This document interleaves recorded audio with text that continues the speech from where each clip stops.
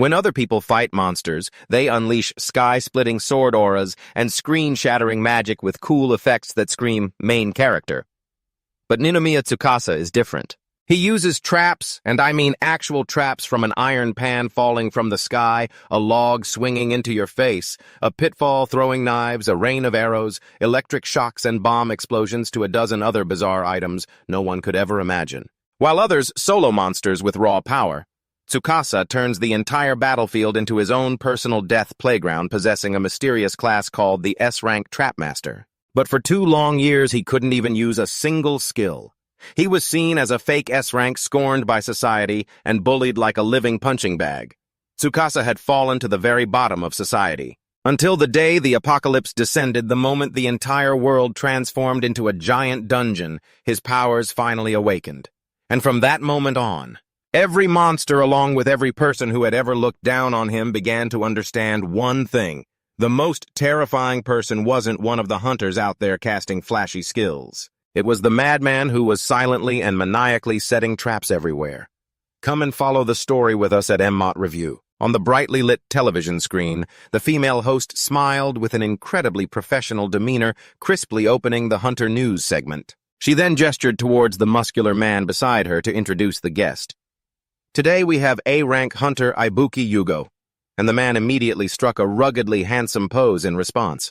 Good evening, he said, not wanting to waste a single second of airtime. The host quickly began to flatter him. You just led a successful raid against the Rift Gargoyles in the giant snowfield dungeon. We'd love to hear your thoughts on that battle. The hunter smugly smoothed his hair and boasted, well, it was a perfect match for my A-Rank class Blue Flame Mage. The blue light from the screen illuminated the sullen back of the young man watching television. In that dim glow, the face of 23-year-old Ninomiya Tsukasa appeared, looking completely dazed. He spoke in a very bitter tone. A rank, huh? The sounds from the TV were still buzzing. It drilled right into his eardrums, along with the sight of the crowd cheering wildly. High-rank classes really are amazing.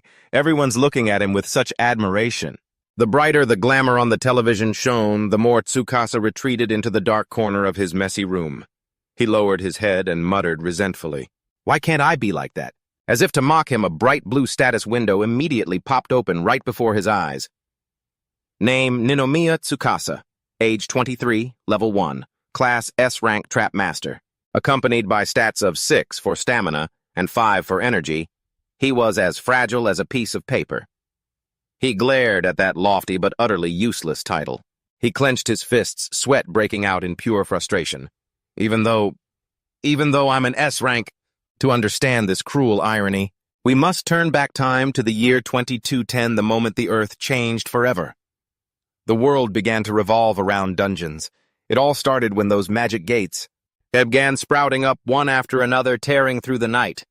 Countless gates appeared across the globe, and hidden behind them were territories unknown to man. Beyond them, a small brave hunter could be seen drawing their sword to face a giant beast. Inside the dungeons exist countless traps blocking the way, and vicious monsters have made them their nests.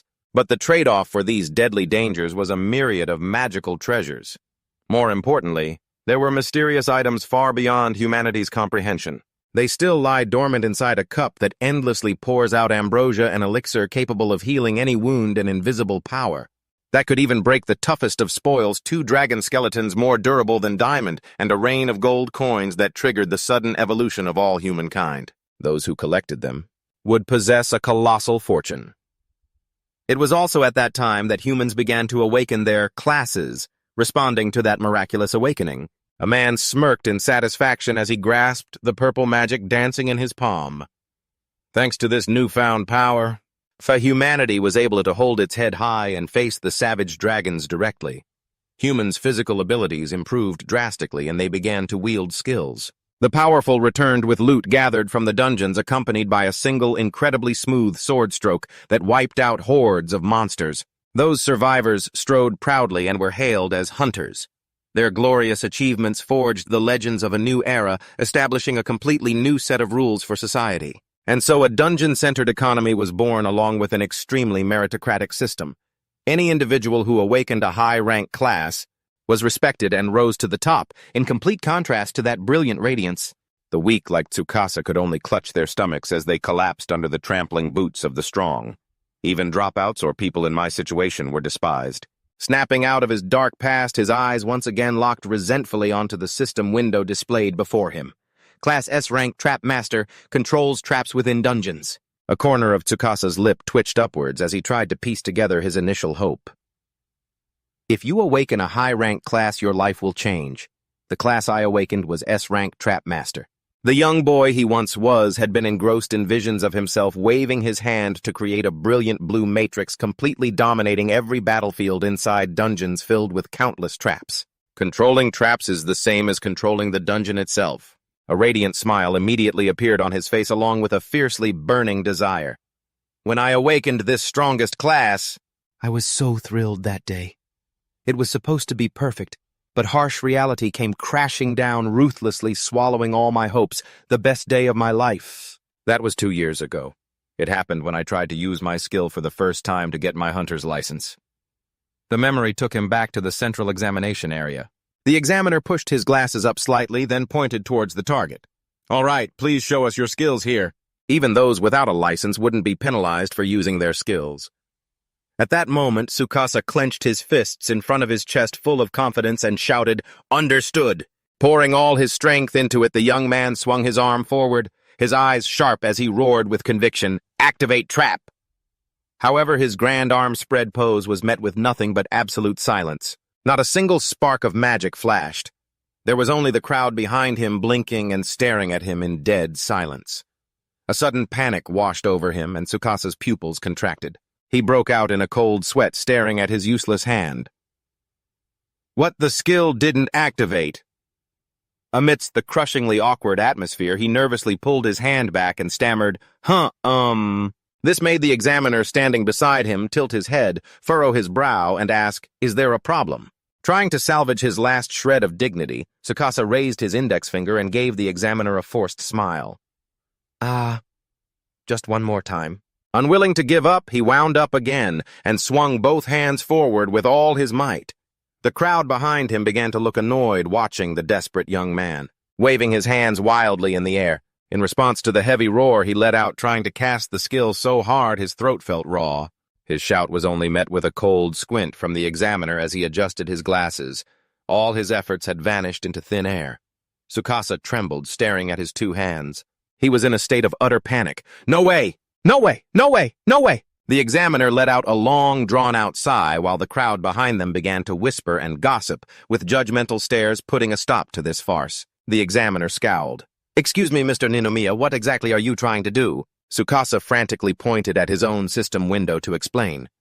This is different. It's a skill that forcibly activates traps to attack enemies. The blue skill window clearly displayed the details of the ability, forced trap activation. Forces traps installed in a dungeon to activate. Low energy consumption. Skill proficiency 0. Like a drowning man grasping at a piece of driftwood, his eyes widened as he had a sudden realization about how this profession worked. That's it. It must only work on actual traps inside a dungeon. He hurriedly turned to the examiner, his eyes filled with hope, but the man just looked away coldly. He turned his face away and let out an incredibly weary sigh. A cold glint flashed across his glasses as he delivered his merciless judgment. "Every now and then we get people like this. Frauds who fake their rank or abnormal individuals who can't distinguish between fantasy and reality." Feeling utterly insulted, Tsukasa pointed directly at his brightly glowing status window. He raised his voice in protest. "But it really is S-rank. It's written right here." However, all the examiner could see was a bright red "Access Denied" warning. He replied indifferently, "I see. However, you can't view another person's status window." Tsukasa awkwardly waved his hands, trying to grasp at his last slim chance. Then please test me in a dungeon. Then you'll know for sure." But he was immediately hit with a splash of ice-cold water. Dungeons are dangerous. Cutting off any chance of retreat, the man concluded the matter with an extremely stern tone. "If you cannot prove you have sufficient combat power, you are not permitted to enter. That is the reason for licenses and tests." The verdict rang out like a death sentence. Tsukasa's arms fell limply to his sides, his eyes welling up with tears of helplessness. So, what am I supposed to do? Without paying the slightest bit of attention to his utter despair, The examiner decisively turned his back and walked away, leaving the slowly dispersing crowd behind. Well, dungeon exploring isn't the only job out there. A lonely darkness fell over the young man's stunned face, officially closing the door on my dream of changing my life. And just like that, I couldn't become a hunter. The scene changes to the towering glass-paned building of the Hunters Association, the place that completely buried my title of Trap Master. The replacement job I got was being a gopher right here in the training hall. A powerful kick whistled past my cheek. Sweat flew from the impact, followed by a furious shout, "Hey!" Before he could even get his bearings, a blonde-haired colleague kneed him squarely in the face. It was an agonizing blow. The man growled aggressively as he pressed Tsukasa's head down, pinning his face to the ground as he threatened, "Come on, just do your damn job." Immediately after, a savage kick sent him flying as if he were a soccer ball. The man sneered mockingly, "You're our punching bag, and you wanted to be a hunter." Tsukasa's body was sent completely off balance. He slid pathetically across the cold floor. He pushed himself up with both hands, panting, his face swollen and bruised. He recalled bitterly, "I failed the exam because I couldn't use my skills, but my enthusiasm alone was recognized, and I was given a job assisting hunter training." I still remember him. Turns out it's a small world. A man started digging up the past. Back in middle school, when you were getting bullied, you showed up at the exam site and said, "I'm S rank." A chilling aura radiated from the thug. He was repeatedly flexing his gloved hands. Tsukasa was fully aware of his own nightmare. This guy was Asanuma, a middle school classmate who was also there that day. He takes out all his frustrations about the dungeon on me under the guise of training. Tsukasa's eyes remained wide open, a stubborn and unyielding glint in them. I really am S rank." The bastard Asanuma's eyes suddenly filled with confusion as he witnessed his old classmate's stubborn resilience. Annoyed that his prey dared to talk back, he mercilessly stomped down on Tsukasa's body. "Just accept reality already." Fresh blood splattered with every violent kick mixed with his vicious growls. "So why are you here taking a beating from me, huh?" After a while of mercilessly beating the punching bag, Asanuma stood with his hands on his hips, panting and glaring down at the one crawling at his feet. "Do you get it now?" The swindler accepted that utter contempt. Tsukasa grimaced, reminding himself why he had to grit his teeth and endure this humiliation. But more important than the promise itself was that desperately needed escort permit. It allowed a non-hunter to legally enter a dungeon. Enduring the bone-deep agony, he propped himself up, gasping for breath as a trickle of red blood seeped from the corner of his mouth. He desperately clung to their agreement. "If I endure this beating, you promised you'd be my sponsor." As soon as he heard this, Asanuma sharply turned his head away. A hint of anger mixed with extreme disgust showed on his face. His eyes narrowed, and a cruel, cunning glint suddenly appeared in them. Catching that sinister look, Tsukasa's pupils trembled violently. His hazy mind realized something terrible was about to happen. The atmosphere in the training room suddenly grew heavy. Asanuma's dark figure uttered a threat. "All right, I get your obsession now." He immediately turned back, a vicious, spine-chilling grin spreading across his face. "I'll give you one final test." He dragged him outside to an empty courtyard. Asanuma jutted his chin out, explaining, "There are high-rank hunters watching in the training room here." Those words left Tsukasa bewildered. "A final test?" he asked. Striding forward confidently, the thug smiled smugly. "It's simple." He held the flimsy paper with its scribbled signature right in front of him. He clearly laid out the rules of the game.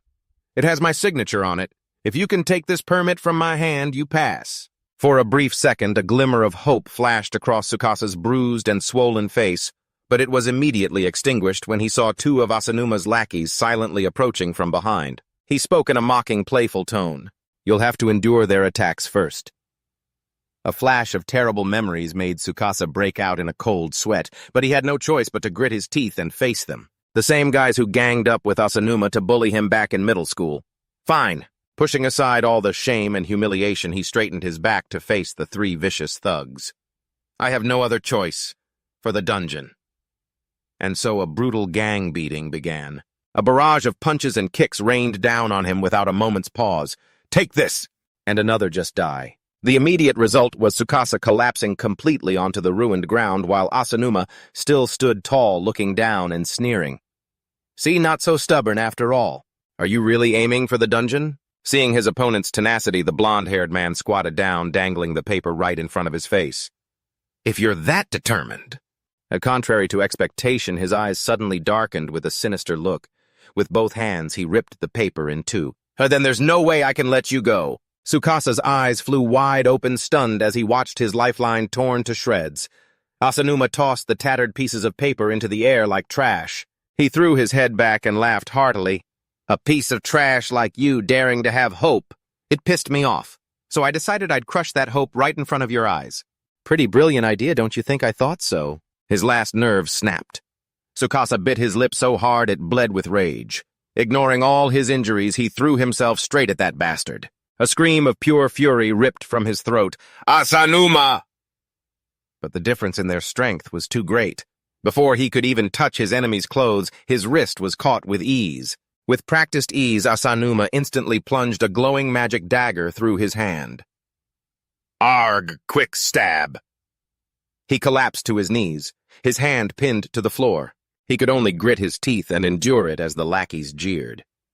Was that your skill just now? What a cool hunter! Seeing that the fun was over, Asanuma waved his hand, turned his back, and started to walk away. So you fail, just give up. Ignoring the lackeys who were still holding their knives and calling him a cool hunter, he was left alone. He gripped the handle of the magic dagger, trying to pull it out in extreme agony. Damn it! The cruel reality was laid bare. As the dagger shattered into motes of magical light, he thought bitterly, of course it was a lie. I knew it. Everyone knew it. It was an unwritten rule in this society. The system allows for escort permits, but commoners can't contribute anything inside a dungeon, and any injury or death falls on the sponsor's shoulders. He had no choice but to begrudgingly accept his lowly status. He had nothing but disadvantages, so unless some billionaire was willing to pay an absurd fee for entertainment, no one would ever act as a sponsor. The wicked smile of his cruel enemy continued to haunt his mind, especially since there was no way Asanuma would have ever kept his promise. He trudged under the bright billboards of famous hunters, his long shadow a picture of despair. Even so, I have no other choice but to cling to hope. His face, covered in wounds, was bowed, his eyes dull and empty.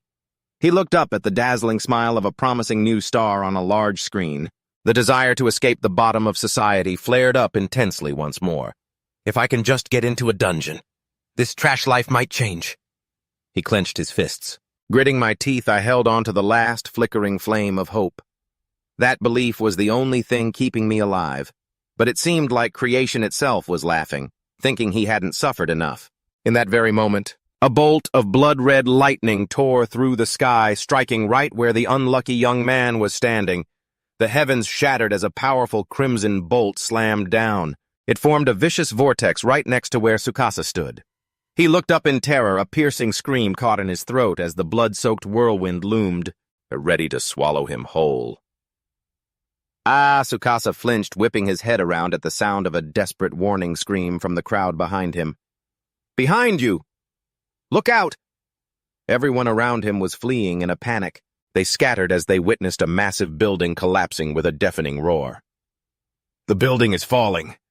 His pupils instantly constricted perfectly, reflecting the absolute horror of the destructive power crashing down. Space ripped open, revealing a crimson orb of energy that slowly, monstrously expanded. Even a giant billboard and a traffic light were caught in the twisting force, and torn apart, showering the street below. Thinking fast, Tsukasa dove behind a pile of rubble to escape death's grasp.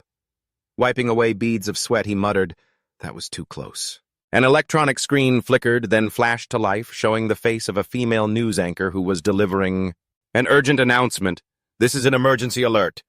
He shot his head up, eyes wide with shock as he listened to the breaking news. According to the Hunters Association, dungeon breaks have occurred all over the world. The peaceful world humanity once knew has now officially entered an age of ruin. The entire world has seemingly turned into a dungeon. A colossal evil dragon took the opportunity to fire, a fiery beam of destruction leveling an entire skyscraper. Meanwhile, the anchor's voice continued intermittently.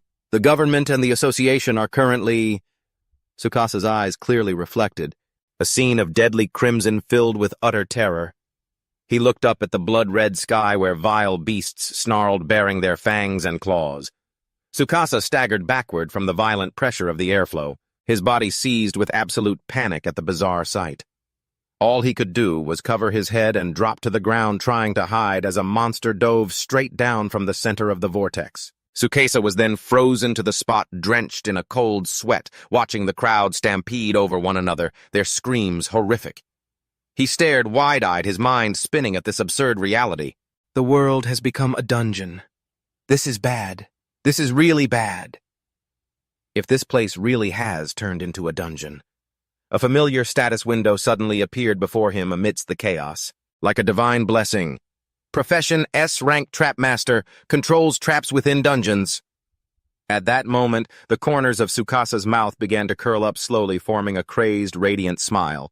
For the first time he could feel it, an incredibly powerful stream of blue magic was exploding through his veins. I can use my skills. Meanwhile, the fiery spatial orbs continued to twist frantically, spitting out 7 monsters. The sky had now fallen, marking the moment the boundary between the two worlds was forever erased, the dungeon break. One day the gates separating our two worlds suddenly went berserk, and our entire daily life was transformed into a perilous dungeon. Confidently, Tsukasa knelt on one knee. Without a moment's hesitation, he swung his hand and slammed the blue magic into the ground, causing the pavement to crack. Sonic trap scan! The magic instantly radiated outwards in a brilliant display. His consciousness connected directly with everything around him. If the whole world has become a dungeon, then I should be able to detect all the traps in this area with my skill. Tsukasa's eyes blazed with a powerful light, and a map of the area instantly appeared in his mind. I see them. I can see the traps set up around here. He broke into a satisfied grin. After so many years of helplessness and utter humiliation, it really works. I've been waiting for this day for so long. My power, it isn't fake, I can become a hunter. The system now clearly displayed an image of razor-sharp spikes emerging from thin air. The things that hinder adventurers, the traps hidden throughout a dungeon. Normally they exist to torment the hunters who come to conquer it. Tsukasa's S-rank power officially exposed every deadly corner of the city on a brilliant radar map. But for me, it's different. The S-rank power I possess. If I use it, I can pinpoint the exact location of the traps. He sat proudly amidst the swirling explosive magic surrounding him. He raised his head, turning the tables with a triumphant smile. And once I know where the traps are.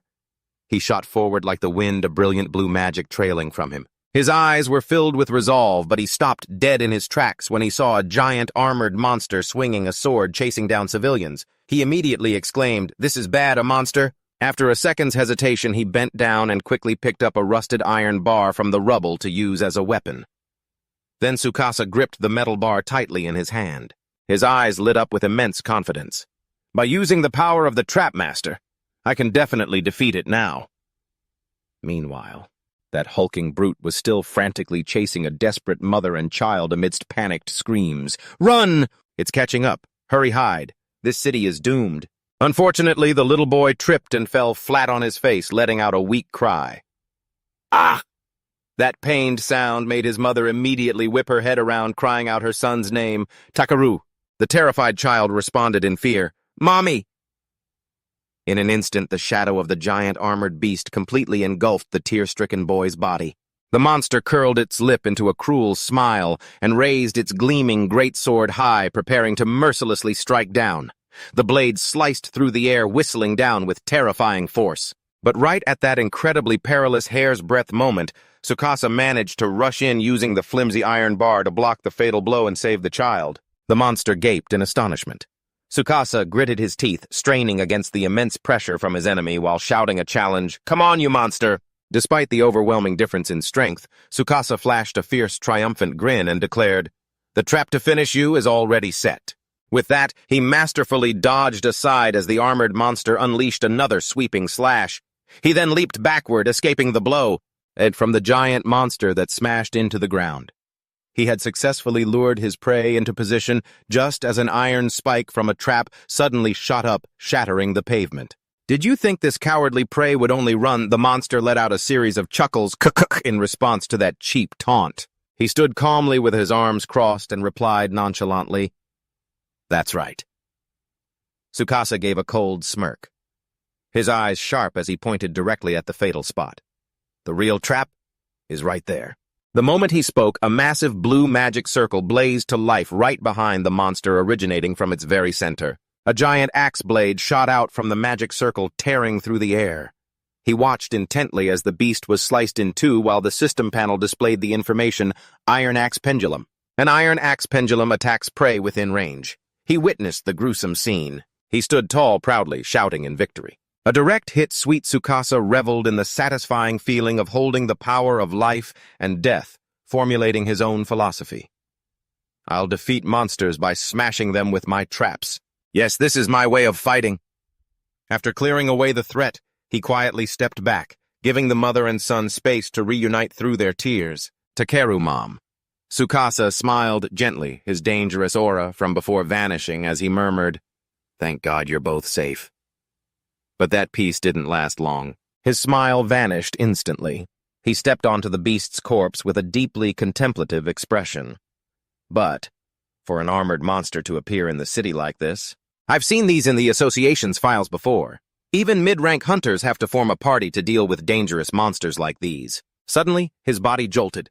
His expression immediately grew tense as he sensed a fresh wave of killing intent coming from the distance. He whipped his head around to look toward the crimson horizon. He saw the mother and son screaming in terror once again.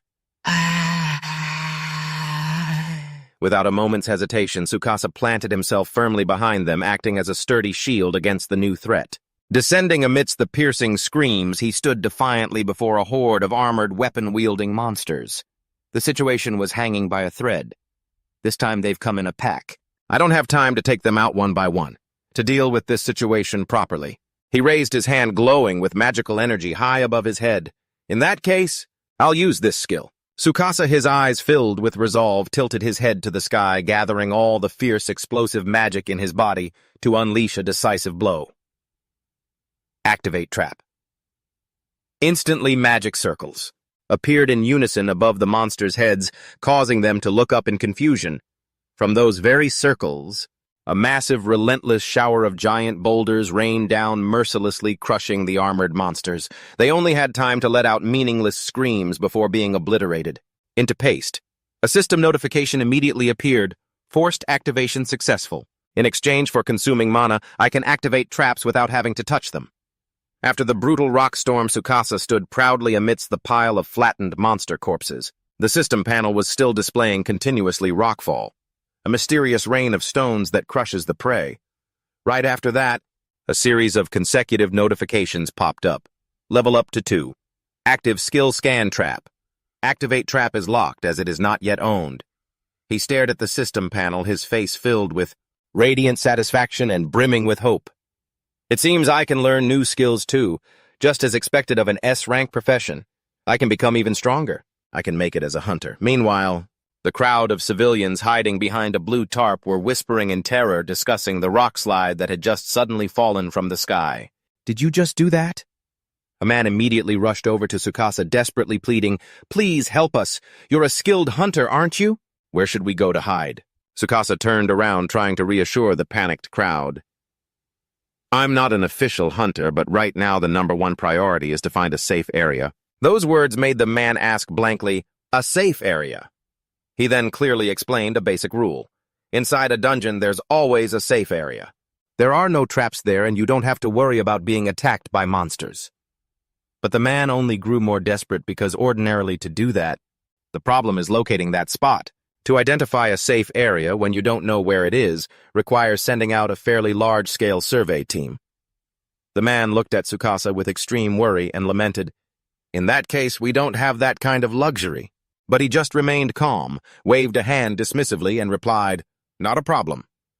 He raised his glowing hand high, smiling smugly and confidently at everyone's confused gazes. For me now, something like that is simple. Tsukasa focused his energy and activated the skill once more, Scan Trap. The entire city appeared just like a 3-dimensional map in his mind. I have the power to detect the location of traps. If I use this technique and identify the points that are completely free of traps, that means it's a safe area. His eyes flashed with a blue light locking onto the target. I see it. He immediately turned around and decisively ordered the utterly bewildered crowd, "The safe area is up ahead at Higashikawa Park, follow me." But faced with their hesitation, he gave a powerfully captivating smirk. "That is, if you all trust in my skills." With no other choice, they had to risk their lives and follow this reluctant hero. All right, we'll follow you. It's come to this after all. We have no choice but to trust you." Finally, the entire group reached the safe location. They cheered loudly in celebration. "We made it. This is Higashikawa Park." Everyone could finally breathe a sigh of relief, enjoying the all-too-brief moment of peace. "We'll be safe if we stay here, right? It doesn't look like there are any monsters at all. We're saved." The mother hugged her son tightly, turning to their savior to thank him earnestly. "Thank you so much. Yes, if it weren't for you, we—" But right at that moment, Tsukasa suddenly froze his eyes, scanning the surroundings with vigilance. "Wait. Huh." He shot off like a flash of lightning, leaving the crowd behind in utter bewilderment. Tsukasa gritted his teeth, clenching his fists as he felt an incredibly familiar power. "I see it now. With what I have now, my eyes are the strongest." The entire image of the city once again appeared clearly in his vision, but this time, he had discovered an earth-shattering truth. This was the eye of a god. If a place with absolutely no traps was a safe zone, then conversely a place with a dense concentration of traps. He cast his gaze toward a building completely shrouded in red dots. That place heavily guarded by traps. There must be something there. An icon of a gleaming gold-locked chest immediately appeared in his mind, stoking his greed and his intense desire for a new life. Could it be a powerful hidden item? He stomped his foot, bracing himself for a launch. Without a hint of hesitation, he charged straight toward the mysterious building. Tsukasa stood majestically before his target, his eyes blazing with determination. "If I can get my hands on it." But before he could even act, a familiar, sarcastic voice echoed from behind him. "What the hell is this? I was just wondering what kind of little runt was running around." A hulking figure carrying a greatsword slowly approached, the sound of metal scraping against the pavement, kicking up brilliant sparks. The figure emerged from the shadows, and it was none other than his sworn enemy, that lying S-rank Ninomiya. Tsukasa's pupils constricted violently. He whipped his head around, his face etched with horror. "You're—" The thug grinned with absolute delight, revealing that all-too-familiar, detestable face. "Asanuma." Tsukasa took a step back, his whole body trembling with rage and utter shock. "Asanuma! Why is this guy here?" A tense, suffocating atmosphere immediately descended. Tsukasa broke out in a cold sweat, his eyes fixed on the source of that malicious voice. "So you're like me, huh?" In the distance, Asanuma sauntered closer, a crowbar held firmly in his hand, smirking, avoiding those annoying monsters. "That's how you got in here too, right?" With that insolent remark, he slammed the head of the metal chunk onto the pavement, creating dazzling sparks, and growled, "It's true there are no monsters here." But in exchange, instead, his face suddenly twisted into a demented frenzy, and with a menacing purple aura, he lunged forward aggressively. "You've got a vicious human like me right here." Human? His bulging eyes were shot with veins of pure ecstasy locking onto the miserable prey before him. As a warning, he swung his weapon down with a crazed roar. The aura of his declaration of war made Tsukasa jump back in alarm. He stumbled and fell backward, hastily raising his hands to protest. "Wait, what the hell do you think you're doing? This is an emergency, you know that? This isn't the time to be fighting." But he was immediately cut off by the brute. "Like I give a damn." His arrogant words left Tsukasa completely stunned. Sweat poured down his face as he heard the man declare coldly, "This world's already gone to hell anyway." Standing majestically like a demon god trampling on countless skulls, he loudly proclaimed his own twisted philosophy. "From now on, it's survival of the fittest. I can kill anyone who pisses me off. The one with power has everything. That's the law of this new world. I'm on the side of the strong." He threw his head back and let out a sick, booming laugh, his desire for violence overflowing. "I wonder if killing people raises your level. Let's test it out." Faced with such insanity, Tsukasa's mind raced, analyzing the situation. This guy? He's completely lost it. And how the hell did he move just now? He was startled as he recalled the sight of the man gliding across the ground as lightly as a phantom. Those demonic steps had been flawless. It was clear he was actively avoiding them, while knowing the exact location of every trap. As if reading his thoughts, Asanuma's grin widened menacingly. "What's wrong?" Even a little pissant like you noticed, huh? My movements flawlessly avoid the traps. I'll let you in on the secret. Like a master magician, he smugly tossed out a small electronic device. Ta-da! It's thanks to this. Seeing the strange item, Tsukasa was stunned, recognizing it instantly. A trap detector. It's not as accurate as my trap scan skill, but it's an item that can detect all nearby traps. He silently assessed the value of the stylish device. And a high-precision version at that. That's an extremely rare item, something a low-level hunter would have an incredibly hard time getting their hands on. Where did Asanuma get that thing? Casting aside all his dignity, the brute shamelessly boasted about his thievery. I just got it. I looted it. From a hunter supply shop in town during the chaos. He spread his arms wide, crowning himself king in his own insane world. With this in my hands, I have nothing to fear. I know the location of every single trap in this space. Taking advantage of the moment the man was lost in his smug satisfaction, Tsukasa secretly gathered magical energy into his hand. His eyes sharpened with resolve as he thought, in that case, I'll catch him off guard with my forced activation skill. He locked onto the deadly target hidden right above the madman's head, that attack trap right above him. Trap. I'll activate it. Without hesitating for another second, he decisively swung his hand, unleashing the skill. Trap activation. He instantly summoned countless giant steel beams from a magic circle. Darkness flashed, enveloping Asanuma's figure. As the extremely heavy metal blocks came hurtling down, just as he looked up, the system window immediately displayed a notification: Iron Rain attacking the dungeon invader. Signaling the powerful attack had crushed him, an agonized scream rang out. Goha. Having backed away from the danger zone, Tsukasa spread his arms in a defensive stance, his heart pounding. He waited for the result amidst the thick cloud of dust from the impact.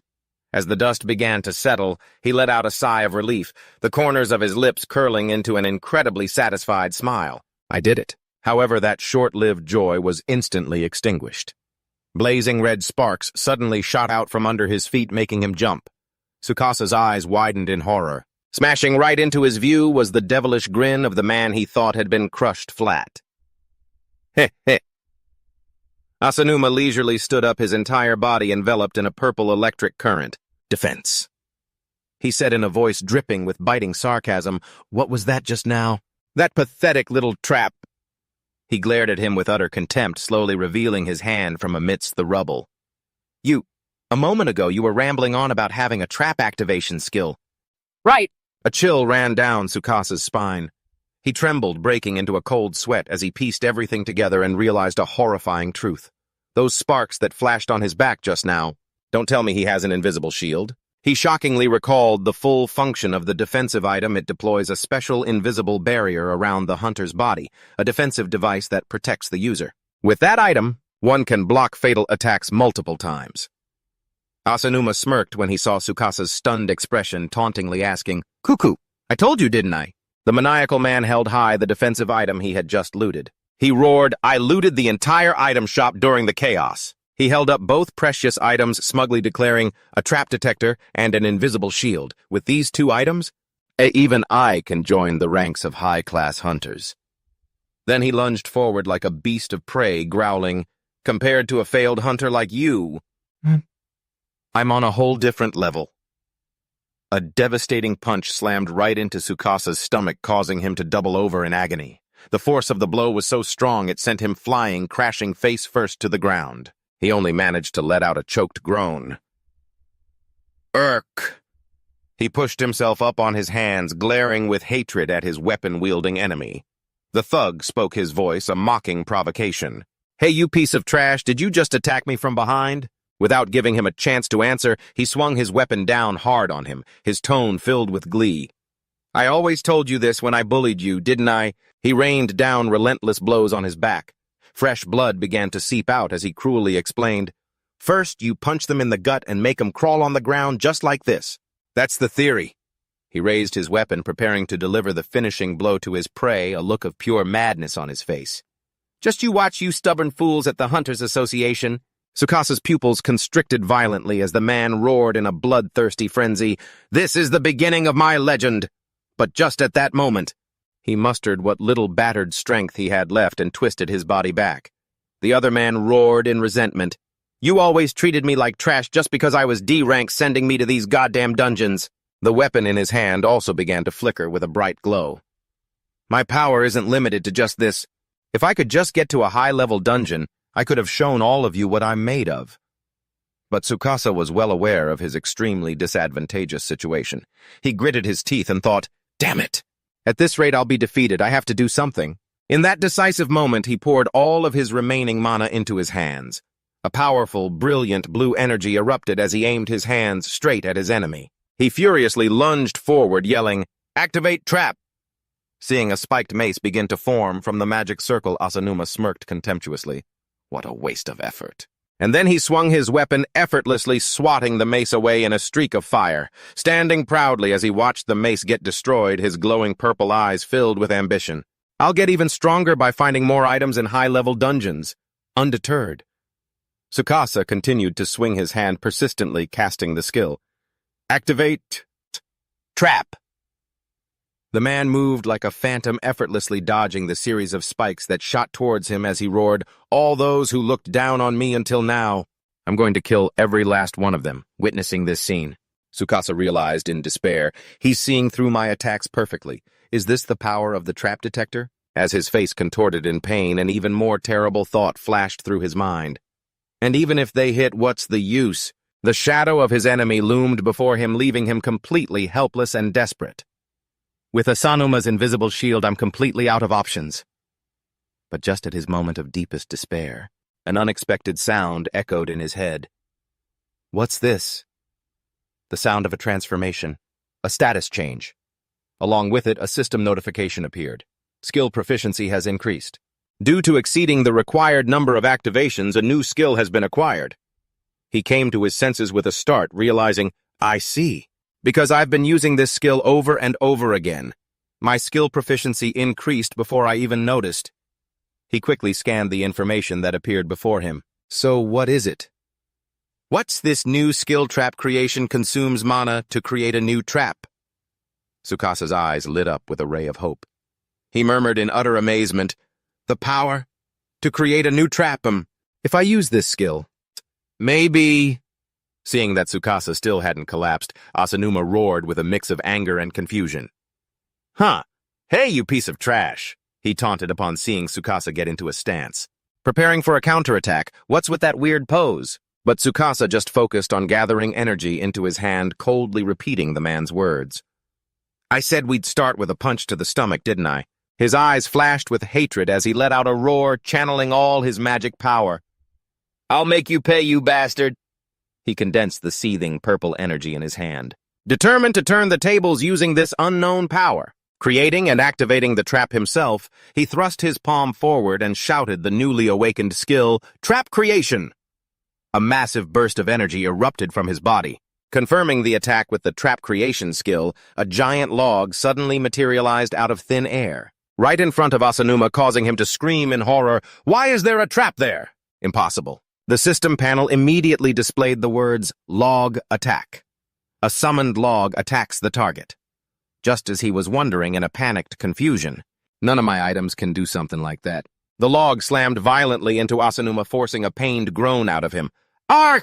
Witnessing this, Tsukasa smirked triumphantly. All right. He looked at his handiwork, excitedly explaining his new skill to himself. Trap creation. I created a trap in an empty space. Realizing he had the upper hand, he clenched his fist, deciding to end the fight with this skill. I can win. I'll activate the trap one more time. Knocked to the ground. Asanuma was in a state of utter panic, screaming in boundless disbelief. No way, creating a trap out of thin air. No way. A piece of trash like you could never do that. Tsukasa strode closer, calmly replying, Sorry, Asanuma. I'm not like you. I'm an S-rank profession, a trap master. He gathered a deep purple orb of energy in his hand, a smile full of confidence. That's why I can do this. Finishing his declaration, he swung his hand forward. A complex magic circle appeared as he shouted majestically, Trap Creation! The magic circle instantly appeared right above Asanuma, causing him to let out a gasp of astonishment. Huh! A bucket fell from the sky, landing squarely on his head. The system panel announced, Drop Bucket. A bucket falls from a great height. While he groaned pathetically, Ugh! He sat limply on the ground, dazedly touching his head and looking at the bucket that had rolled beside him, asking in bewilderment, "Huh? A bucket?" Seeing that, Tsukasa clicked his tongue, looking a little disappointed. "Shh. Just as I thought. This is all I can do," he thought to himself, assessing his current limits. Damn, large-scale traps. Creating them instantly seems to require a lot more magical power. Asanuma burst out laughing arrogantly. "Ha ha! What was that for? Is this pathetic little trap really your limit? Then I have nothing to fear." Tsukasa just coldly replied to his arrogant smugness. "No, my goal wasn't to hit you with the bucket. Look carefully at your feet, you piece of trash." Hearing that, Asanuma looked down with a bewildered expression. "My feet!" He suddenly screamed in utter terror as his hand accidentally touched a glowing red magic circle, glowing brightly on the ground. "Whoa, I see it!" Tsukasa watched Asanuma from a distance, calmly explaining his plan. There was a trap here from the very beginning. The horrifying truth dawned on him. Asanuma stammered, trembling while sweat poured down like rain. "The bucket was just a lure to get me into this trap." Utter fear was written all over his face. The system panel immediately appeared Death Saw, a running saw that slowly slices its prey. Just then a giant saw blade rose sharply from the ground. The saw blade slashed straight into Asanuma, making him scream in agony. "Gah!" He panicked, trying to block it with his hands, to stop the saw that was grinding into his body, but the trap's power was too great, violently flinging him into the air. He slammed hard onto the ground on his back, letting out a pained groan. "Irk!" Before he could even collect himself, another magic circle appeared right behind him, causing him to scream his lungs out. This time, from behind the towering wall suddenly sprouted vicious spikes, impaling him in the back. He was pinned firmly to the wall. He groaned in extreme pain, trying to struggle free from the wall of spikes, screaming in despair, "Another trap! Argh!" He ran for his life, realizing his incredibly dangerous situation. "This is bad. If this keeps up, my invisible shield will break." Finally, his arrogance and smugness completely vanished, replaced by utter terror clearly visible on his face. He frantically turned to flee, but stopped dead in his tracks before another crimson magic circle. "Wait, no! There's a trap this way, too." The system panel displays a message, "Lightning Fence." An electric barrier suddenly appears in mid-air, electrocuting its prey. Just as a whirlwind of electricity strikes down, he lets out a blood-curdling scream. Gah! Blasted by the extremely powerful current, Asanuma is knocked down, collapsing face first onto the ground. He pants wearily. This is bad. He realizes his life is hanging by a thread. "I'm at my limit. If I take one more hit..."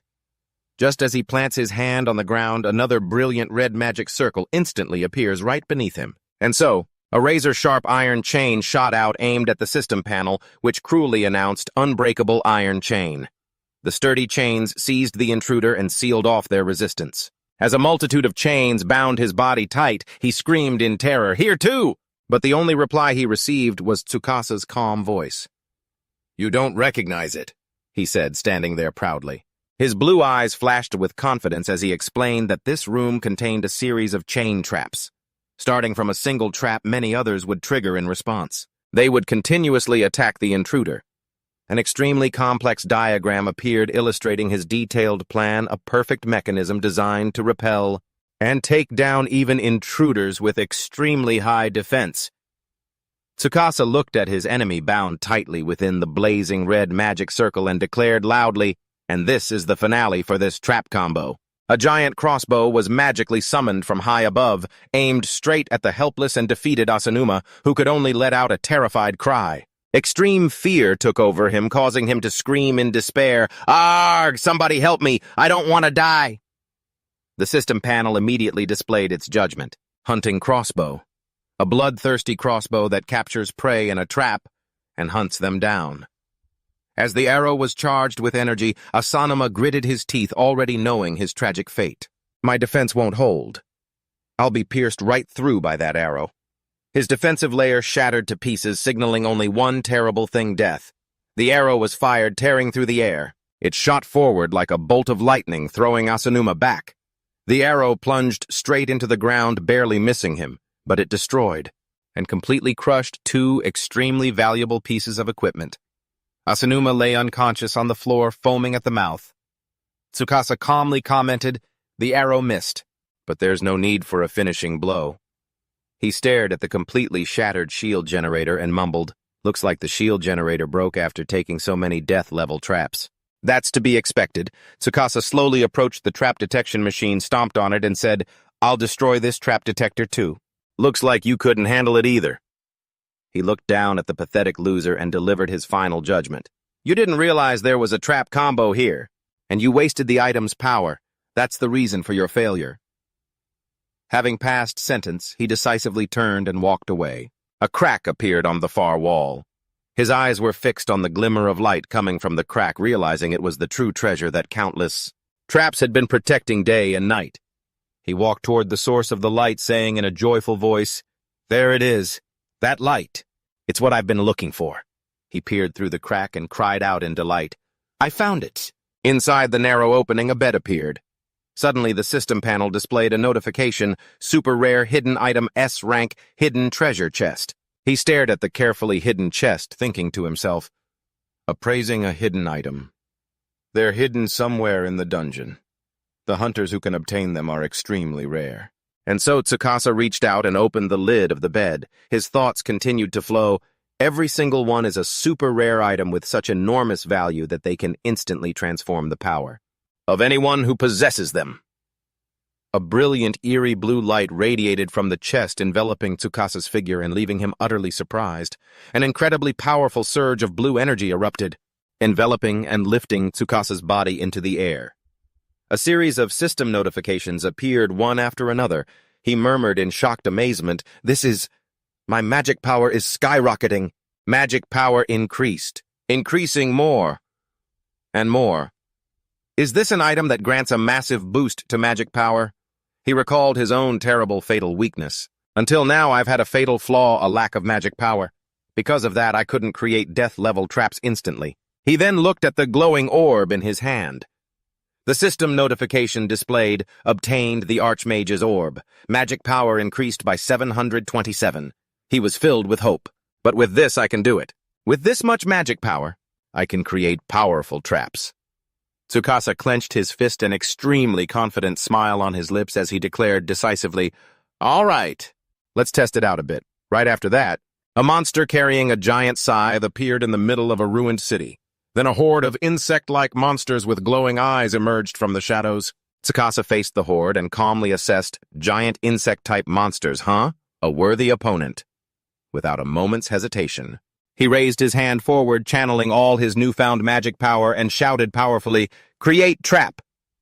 Countless purple magic circles appeared hovering in the air. Giant weapons aimed straight at the monster horde. The flaming weapons rained down, incinerating the monsters in a violent sea of fire. The system panel displayed a notification. "Hell's Incinerator. Incinerates prey within range with terrifying firepower." Standing tall amidst the sea of fire, Tsukasa calmly commented, "Very good. The instant death trap appeared without any trouble. So this is the power of the Archmage's orb." Suddenly, his body sensed something unusual, and he turned his head back. "Huh." Two men in Hunter Association uniforms appeared, utterly shocked by the scene before them.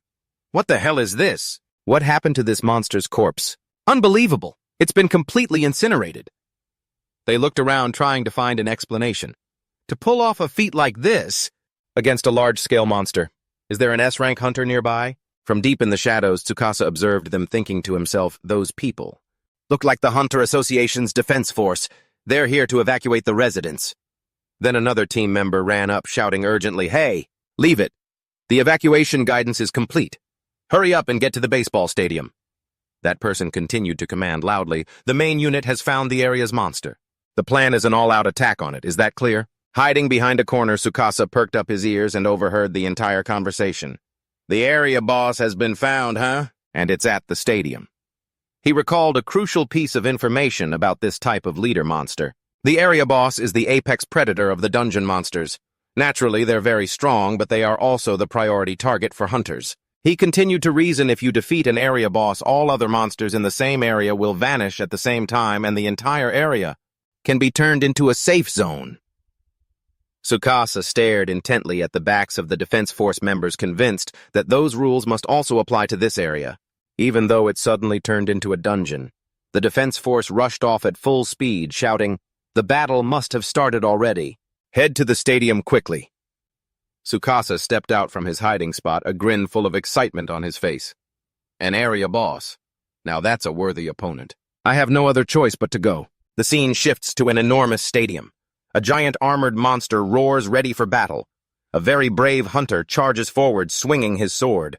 He engages the monster in a head-on clash. His teammate shouts from behind, "Hey, don't get distracted by those small fry. The area boss will be here any second." Over here, a female hunter watched the other hunters fighting the monsters, a look of absolute shock on her face. These are small fry? These massive monsters? No way. For low-rank hunters like us, this is the best we can handle. She looked forward, her face pale, and mumbled in utter fear. In that case, the area boss must be... A loud noise shook the entire ground immediately, startling the battle-hungry hunters and putting them on high alert. Then, a massive shadow smashed through the stadium dome and came crashing down. The monster opened its mouth wide, full of jagged, sharp teeth as a red orb of energy began to coalesce, taking shape. It let out a world-shaking roar, revealing its true form as a giant dragon, causing the hunters to freeze in their tracks. A destructive blast of heat shot out, scorching the ground black, sending a hunter flying as he screamed in agony.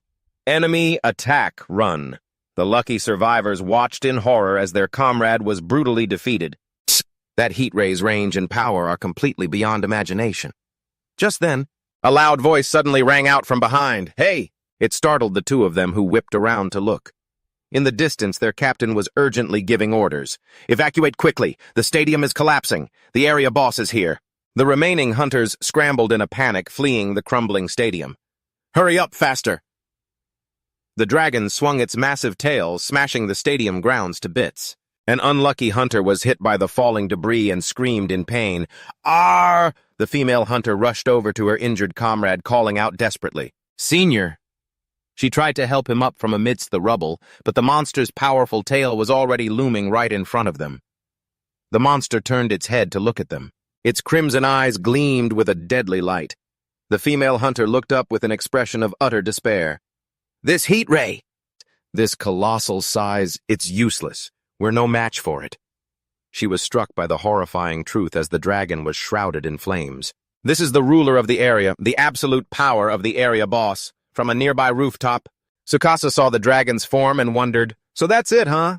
Without a moment's hesitation, he charged straight forward and yelled, "Just you wait!" "So, area boss."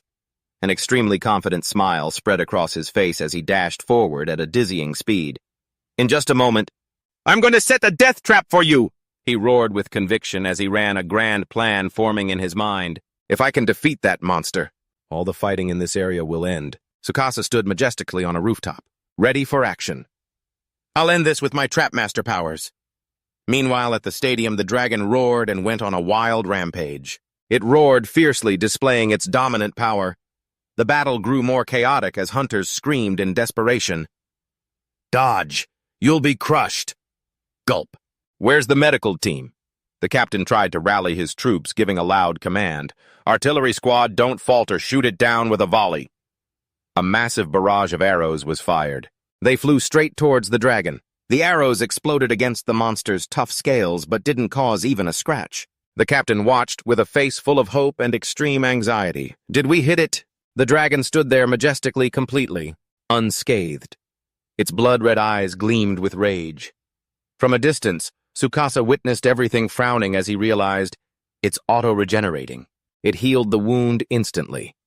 He analyzed the boss's abilities thoroughly. Any minor injury is healed immediately, making the hunter's attacks meaningless. So unless we can land a fatal blow in a single strike, we can't beat it. He compared it to his previous enemy. Asanuma's invisible defense was a pain, but this opponent is even harder to take down because the damage doesn't accumulate. However, a fiercely determined smile appeared on his lips. "But I can do this. This isn't an opponent I can't defeat. A very bold plan just flashed through my mind. If I use the trap I found in the city." Her eyes narrowed. Shouting to draw its attention, the female hunter decided to sacrifice herself as bait. She leaped to her feet and yelled, "Come and get me!" She gritted her teeth, telling herself, "I'm a hunter too. I might be useless in a fight, but at least I can be the bait while it's chasing me." "The others can get away." But the giant dragon instantly turned towards her. A sphere of thermal energy began to form in its mouth, sending her into a state of utter panic. She blurted out, "Wait, a heat beam already?" She squeezed her eyes shut, waiting for death. Giving up in despair, she thought, "This is it. I'm done for." But then she opened her eyes in utter astonishment. She suddenly found herself being carried in the arms of Tsukasa, the hero who had appeared and saved her in the nick of time. Whisked away in an instant, the panicked hunter cried out, "What? Where are we?" Tsukasa, perfectly calm, explained, while still carrying her, "I saved you using a magic teleportation trap, right before you were engulfed by that heat beam." All she could do was gape in confusion. He recalled the exact function of this type of trap, a trap that suddenly appears in a dungeon and teleports you to an unknown location. A dangerous teleportation, a space-time distortion. It unexpectedly sends the target somewhere else. Needless to say, it's usually just a nuisance. But he continued to consider its potential uses. If it could be controlled at will, it could be used for emergency rescues like this one. That's an effective way to use a raid trap. After he set her down on a chair, she hurriedly asked, "Who are you? What do you mean?" "I used a trap." But Tsukasa replied with great urgency, "Sorry, but I don't have time to explain." He strode away and gave a commanding order. "If you can use a radio, inform all teams." He then clearly stated his bold plan. "Tell them that from now on, a certain hunter will face the area boss alone and lure it into the city." Hearing this, she shot to her feet in protest. "Into the city? What are you talking about?" "What are? We lured it out here, specifically to prevent civilian casualties." Tsukasa dashed off. Without turning back, he calmly called out, "The evacuation is complete. Even if the city becomes a battlefield now, there won't be any casualties." And with that, he was gone. She was left shouting helplessly after him, "Hey, wait!" She stared at his retreating back, speechless with shock and confusion. Meanwhile, back at the stadium, the dragon was roaring and rampaging wildly. Its thunderous bellows asserted its absolute dominance. A hunter rushed over to his injured comrade, asking worriedly, "Are you okay?" He helped his teammate up, staring hopelessly at the monster. "Damn it, it's useless. With that regeneration ability, we're out of options. At this rate, we're all going to be wiped out." Suddenly, a sink fell from the sky and smacked the dragon right on the head. The system panel immediately displayed a message: "Large falling sink." A large sink falls from a great height, causing humiliation to the target. As the monster stared blankly at the shattered sink on the ground, Tsukasa stood imposingly on top of a building. He taunted the monster. "That's right, look over here, you idiot. Is destruction the only thing you're good at?" He continued shouting to get its full attention. "If you're the king of this area, and then try fighting a hunter one-on-one. I'll take you on any time." Provoked into a frenzy, the dragon roared in fury. Another ball of thermal energy began to condense in its mouth as the other hunters watched. They cried out in alarm, "Oh no, another heat beam is coming. What is that hunter thinking? He's recklessly provoking the area boss." The dragon fired a devastating heat beam, incinerating everything in its path. Tsukasa swiftly dodged the heat beam as the other hunters watched in horror. "Whoa, he dodged it that attack. Does that hunter have a flight skill?" One of them quickly realized the truth. "No, that's not it." He pointed to a spring pad that had just appeared on the rooftop. "That thing. He used that spring pad trap to launch himself into the air." Tsukasa smiled to himself. "That's right. What I used was a raid trap. I used that spring pad to dodge the heat beam." Immediately, the system panel displayed a notification. "A frantic leap. A frantic trap that launches its captured prey into deadly lands." He continued to deduce. "If I use this trap at will, I can jump freely, so it's a support trap for aerial combat." He continued to operate it, creating other traps in midair and again mass-producing traps. Countless spring platforms appeared, allowing him to move with incredible agility in the air. He leaped from one platform to another, hurtling straight toward the dragon, which looked up in utter astonishment. Then Tsukasa landed firmly right on its head. The dragon roared, "Come on, you sector worm! I'll take you with me!" He created a warp trap binding it tightly to the monster and gently leaped away. Ignoring its frenzied rage, he headed straight for the custom-made trap in the city. He dashed at a dizzying, wind-tearing speed through the desolate, ruined streets. All the while, the frenzied dragon gave chase right behind him. At the operation command room, an urgent report blared over the radio. "Urgent report. The sector worm has left the baseball stadium." The captain continued his update to the female hunter's astonishment. It is currently moving through and destroying residential areas. She listened intently, realizing the monster's path. It's heading towards the power substation. On the ruined battlefield, Tsukasa was luring the monster. It's completely lost control, absolutely furious. Tsukasa ran while dodging a series of the dragon's devastating attacks, letting out a roar. He slid past in a spectacular fashion, narrowly avoiding the monster's fatal bite in a perilous moment. He glanced back to check on the situation. The monster roared, preparing to strike again, but Tsukasa was one step ahead. He created a magic circle and shouted, "Trap!" The trap exploded loudly. It momentarily hindered the monster. Tsukasa continued to use traps to create distance while the dragon stubbornly persisted in its pursuit. He landed safely. After a short warp, he breathed a sigh of relief. All right, warp successful.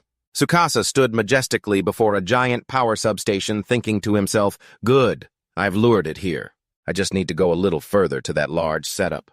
He placed his hand on the ground and declared in a firm voice, "From here on out, I'm treating you to a magnificent feast." Suddenly, his hands generated a powerful magical current. Focusing all his power, he looked at the dragon and shouted, "Mass trap creation! Countless magic circles!" Colored purple appeared on the ground surrounding and trapping the dragon. From those magic circles, a series of iron chains with sharp tips shot out. The system panel displayed the text, "Grand Unbreakable Iron Chains," giant reinforced chains that capture intruders and suppress their resistance. As the chains bound the monster tightly, another magic circle appeared ready for the next attack. The system panel continued to display a notification, "Grand Iron Axe Pendulum." A pendulum holding an iron axe attacks prey within its range. As a giant axe swung down, it slashed powerfully into the dragon, leaving a deep gaping wound. Immediately after that, a massive sharp saw blade emerged from the ground. A system notification immediately popped up, "Grand Death Saw." A running saw blade that cuts slow-moving prey to pieces. Tsukasa observed carefully from a distance, analyzing what he had just created. These are oversized fatal-level traps. If this were just an ordinary monster, it would have been over. He stared as the dragon roared in pain, continuing to deduce, "But this thing has the ability to regenerate, so I knew from the start this wouldn't be the decisive blow. That's why I'm not done yet." He dashed toward the tightly bound monster, shouting, "I'm going to hit you with something even more brutal." By then, a giant radiant sphere of energy had gathered in his palm, ready to unleash the final blow. Trap. The system panel flickered continuously, signaling a devastating attack was about to come crashing down on the monster's head. Grand rockfall. A sudden rain of giant boulders poured down, aiming to crush the massive prey. However, the ferocious evil dragon was no pushover. It tilted its head back and unleashed a brilliant stream of flame, shattering the incoming boulders along with the series of traps laid out around it, not giving it a single moment to breathe. The notification panel immediately updated on the situation, "Grand Hell Incinerator." Overwhelming firepower with terrifying might meant to incinerate everything in a wide area as countless magical flamethrowers simultaneously bombarded the dragon. As Tsukasa skillfully dodged the destruction, he yelled triumphantly, "How do you like that? A hell of falling boulders and a hell of blazing fire, a relentless non-stop chain of traps, isn't it?" He clenched his fists in extreme excitement loudly, proclaiming, "This is my true power, the most powerful trap combo I can create right now, also known as the main course. Enjoy it slowly. Let it seep into your very bones." He smirked arrogantly as he watched the dragon's tough scales sustain incredibly heavy damage. And once you're pushed into a corner, your regeneration speed can't possibly keep up. Everything was going exactly as predicted. The monster struggled, spread its wings, and shot straight up into the air, trying to find an escape route. That action prompted a cold judgment from Tsukasa. "So you're trying to escape by flying up into the sky?" He immediately landed on a spring platform, magic ready for an aerial pursuit. "Let's go." Taking off, soaring straight into the deadly sky where a large-scale battle formation was waiting. He leaped up at a terrifying, soul-shaking speed. Sticking close to the shadow of the dragon as it soared upwards, the trap that would officially end your life was right there. Catching up to the target, Tsukasa threw a punch. Carrying a dazzling, brilliant blue stream of mana, he roared with power, activating the trap. The moment the spell was cast, the entire night sky was instantly pulled in. Covered by pitch-black clouds as roaring thunder converged, the unlucky dragon still flew headfirst straight into the center of the brilliantly glowing magic circle. Completely oblivious to the situation, a colossal bolt of lightning tore through the sky from high above, striking straight down without mercy. A cold system notification followed. Critical hit from the lightning spear confirmed. The concentrated bolt of lightning took the shape of a sharp spear and impaled the prey in midair. It pierced through the monster's tough scales, making it roar in agony. The dragon's massive body convulsed violently in midair. As a current of millions of volts surged through its entire body, Tsukasa stood firm on a magical platform, gazing upon his achievement with immense pride. That's right, this is the power of the lightning spear trap within this region. It's probably the largest-scale attack trap he has. He recalled the moment he first fully understood this entire area. I was able to see it clearly from the very start. Ever since the first time I used the trap scan skill right after the dungeon break occurred. Having completely lost its ability to fly, the monster growled in utter agony before free-falling, plummeting toward the ground at a horrifying speed. Tsukasa landed on another magic circle, readying his stance for the next engagement, while the dragon slammed its body into the ground, creating a tremor. Amidst the violent quake, he glided smoothly through the air, landing safely as thick dust and smoke billowed up from the cataclysmic impact. Despite its numerous wounds, the ferocious dragon struggled to its feet, roaring and howling for a fair revenge, forcing Tsukasa to raise his guard. So you're still stubborn enough to fight back. You should be getting ready to die. But he calmly gathered magical energy in his palm, supremely confident as he revealed his final finishing move, the most prominent feature of the spear trap. It wasn't just about its destructive power. It creates a trap.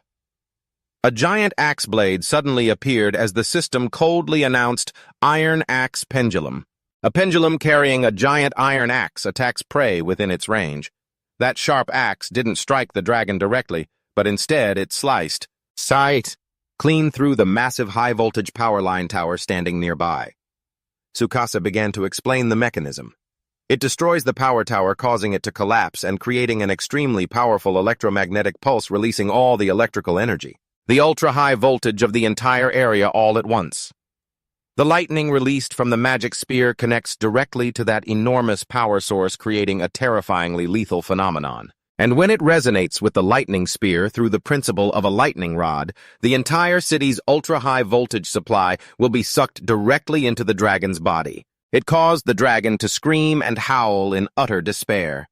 A destructive energy quickly turned the monster's body black. Tsukasa delivered the death sentence in a steely voice. The ultra-high pressure energy? Its entire body is engulfed in flames, just like that burned to ashes. Zone neutralized. A colossal electromagnetic explosion ravaged the area, swallowing the dragon whole. This officially marked the end of the life-or-death battle. The high-pressure energy was created by resonating with the power of the transmission towers, channeling it into the lightning spear. That was the perfect finishing blow for that creature. Huddled down, shielding himself from the terrifying pressure of the explosion, Tsukasa quietly analyzed the situation. If this were just a normal dungeon, an attack like this would definitely not have worked. If I had relied solely on my own strength, I would have had absolutely no chance of winning. But he had been clever, knowing how to make the most of the advantages in the surrounding environment. Here I had a powerful weapon at my disposal called a transmission tower. For a monster, that was surely an artificial trap full of surprises. He placed a hand on the ground, kneeling completely safe and sound after emerging from the destructive storm. He stared at the giant dragon's corpse lying motionless at the foot of the power tower. He let out a sigh of relief as if a great weight had been lifted. If this whole world turned into a dungeon, then absurd situations like this could definitely happen. He gazed out at the panoramic view of the city bathed in the crimson glow of the sunset. He muttered, it was caught in a trap from the very beginning, the trap of having stepped into this world. Instantly, a series of system notifications popped up one after another. Dungeon clear complete. Level has increased significantly from level 4 to level 8. Tsukasa clenched his fists, a proud smile spreading across his sweat-drenched face. With this, the zone hunt is officially over. A surge of confidence filled his mind as he recalled the seemingly impossible feat he had just accomplished, clearing almost the entire zone all by himself. My strength is the real deal. The scene suddenly shifted to a painful memory. The brutal beatings from that bastard Asanoma came back in vivid detail. 2 long years had passed exactly like living in complete and utter darkness. He had to grit his teeth and endure the violence from Azanoma. He remembered the long nights spent buried in books, wasting the days of his youth to accumulate knowledge about dungeons that I didn't even know if I could ever enter. An image of him turning his back to answer the phone appeared, filled with a lingering guilt that he had caused his family too much worry. They were the only ones who still believed in me. Big brother, please don't overwork yourself, okay? Mom is really worried too. She says that any work related to dungeons is very dangerous, or the moments when his heart felt like it would break but his will to fight had never been extinguished. I appreciate your kindness, but I am 1,000 times sorry. Even so, I never once thought about giving up. The image of a lonely, isolated young Tsukasa, shunned by the crowd, appeared with stark clarity ever since that terrible day, when everyone around me started treating me like an outcast. I always told myself I had to stand tall and firm under that crimson sunset. Tsukasa wore the pensive expression of someone who had just turned the tables in a game of life and death. As he walked away, the dragon's massive corpse and all physical matter around it began to dissolve into dust, accompanied by a cold system notification. All monsters currently existing in the area will disappear along with the boss. The existential threat has been completely eliminated, and a temporary peace has returned to the city. He walked leisurely. Strolling down the path littered with ruins, he then glanced back over his shoulder, his sharp gaze fixed on a building in the distance. My next target is... Before him now was a towering yet eerily silent skyscraper amidst the desolate ruins, the Hunter Association's main communications facility. Turning on his phone's flashlight and shining it into the pitch-black hallway, he muttered, reassessing the current situation. Until just a moment ago, this communications facility was still malfunctioning, with communications lost due to the dungeon break. That's because all communication systems connecting to the outside world had been completely severed by its terrible influence. The beam of light stopped just before the sign for the communications room, illuminating a slim ray of hope. But now that the dungeon has been cleared, things will definitely be different. I'm sure the telecommunication satellites in the sky can be used again. He approached, observing and staring at the magnetic lock control panel on the door. There it is. Instead of swiping a card or painstakingly typing a security code like a normal person, he confidently raises his hand, gathering a vibrant purple mana, and proclaims, "Create Trap 1. A jolt of electricity zaps through short-circuiting and destroying the mechanical lock system, leaving a cold system message. Stun utility skill temporarily seals all target movements with a single, powerful electric shock. Grabbing the handle of the now completely disabled lock, he calmly turns it.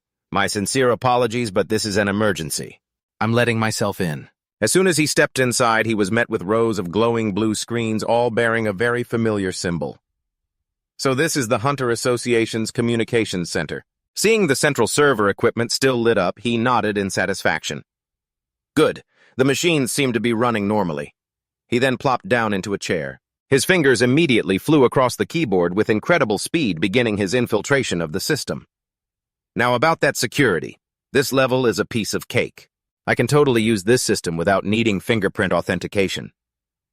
With a single, decisive keystroke, he successfully completed the security breach. The system went down during the communication failure. I'll just have to restart it like this. Staring at the text on the display, he tilted his head in confusion. Now, scanning current area. Please wait a moment. Scanning the area. Is it reading this region's information? The screen immediately returned the analysis results. Scan successful. He paused for a moment. Analyzing current area data. Difficulty ranked grade A. Area boss has been completely eliminated. Dungeon cleared. Dungeon cleared? That part is fine. But this area is rated grade A. Is the risk level really that high? Recalling the horde of terrifying giant armored monsters he'd encountered earlier, he came up with an answer to his own doubt. Well, there were some incredibly dangerous monsters like that roaming around. I guess that makes sense. His eyes narrowed as he saw the system begin to automatically expand its search parameters. Accessing Hunter Association network data, analyzing critical sectors within domestic dungeons. This screen isn't just showing my current location. It looks like it's also analyzing information from other areas too. A graphic simulation of buildings scrolled continuously across the screen, perfectly matching his theory. An area is a specific territory inside a dungeon. It refers to data fields divided by city. The horrifying memory of the dungeon break that swallowed an entire city flooded back, making him realize with a shock the terrifying scale of this event. The entire world has become a dungeon now. Countless areas have been created, and it's trying to analyze all of them. Looking at the world map as it struggled to connect to the network, that familiar, confident smile spread across the nerdy genius's face. If I apply the dungeon analysis algorithms that I developed myself theoretically, it should be able to map out all the sectors of the entire world. But the system panel flashed a red error message. Scan range limited to under 100 kilometers. He clicked his tongue in disappointment. Process ongoing. Calculation complete. It's done already. Calculation error. System cannot measure. Can only collect area data for a limited section. Only areas within a 100-kilometer radius. I guess the amount of data is just too massive. He leaned forward, planting both hands on the desk, accepting reality to focus on what was most important. I can't get information on all the areas in the world, but for now, as long as I know what's going on in the surrounding areas, that's good enough. His eyes drooped, his anxiety showing as the figures of his two most beloved people flashed through his mind. My family is separated, living in different places. My mother and my precious little sister. Extreme worry spurred his fingers to type furiously, searching for their coordinates. What the hell is happening in the areas where my family lives? At least tell me the danger level. Is it grade B or maybe grade C? The reflection from the large screen flickered continuously, showing the analysis results, making his whole body suddenly freeze as if turned to stone. The security camera feeds kept reporting the same terrifying level of disaster. Area name Sujitek area. Difficulty grade A. Status collecting data. Central area. Difficulty grade A. Status collecting data.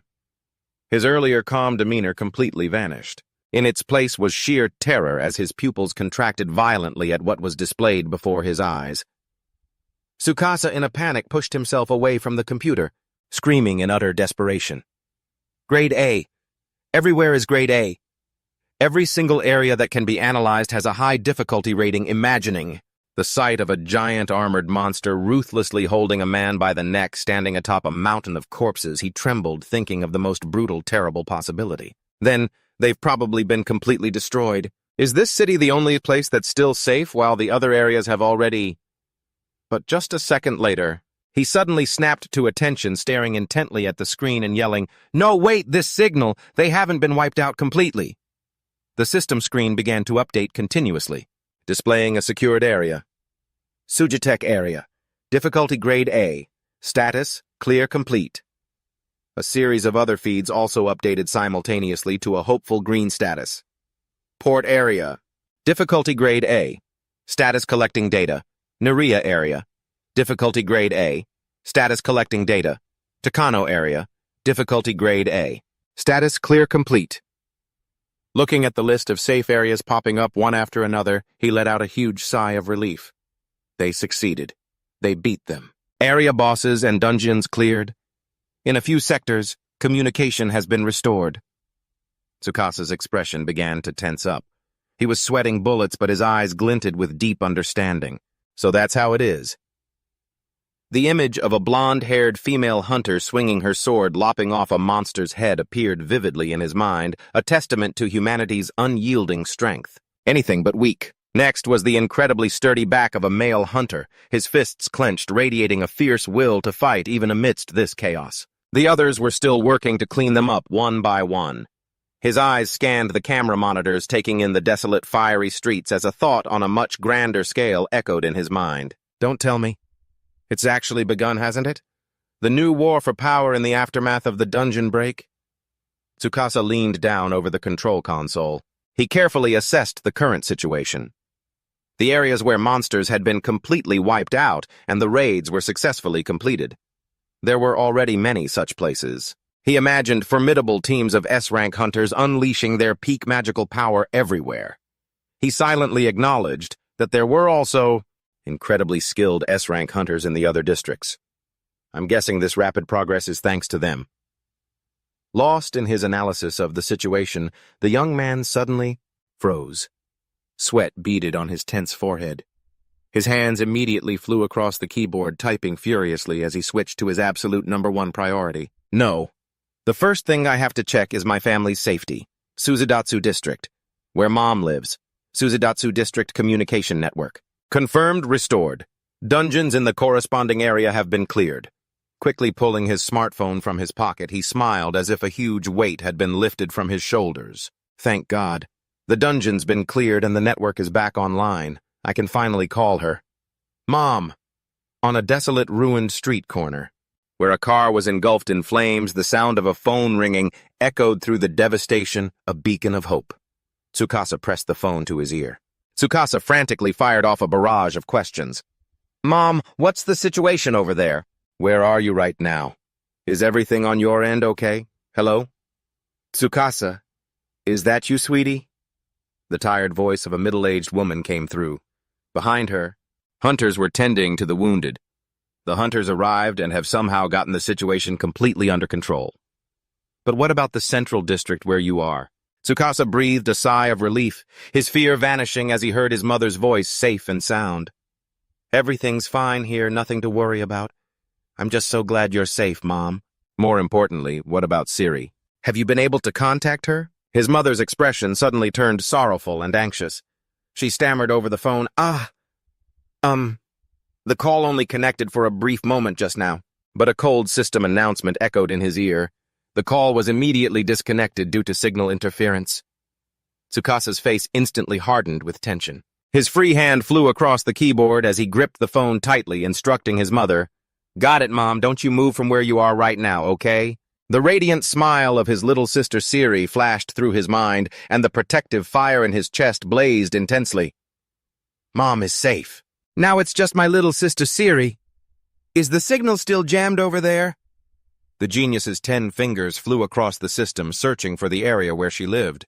The high school dorms! That has to be somewhere in the West District. The screen immediately displayed a report on the target, but the results were anything but encouraging. West District target area, dungeon, not cleared.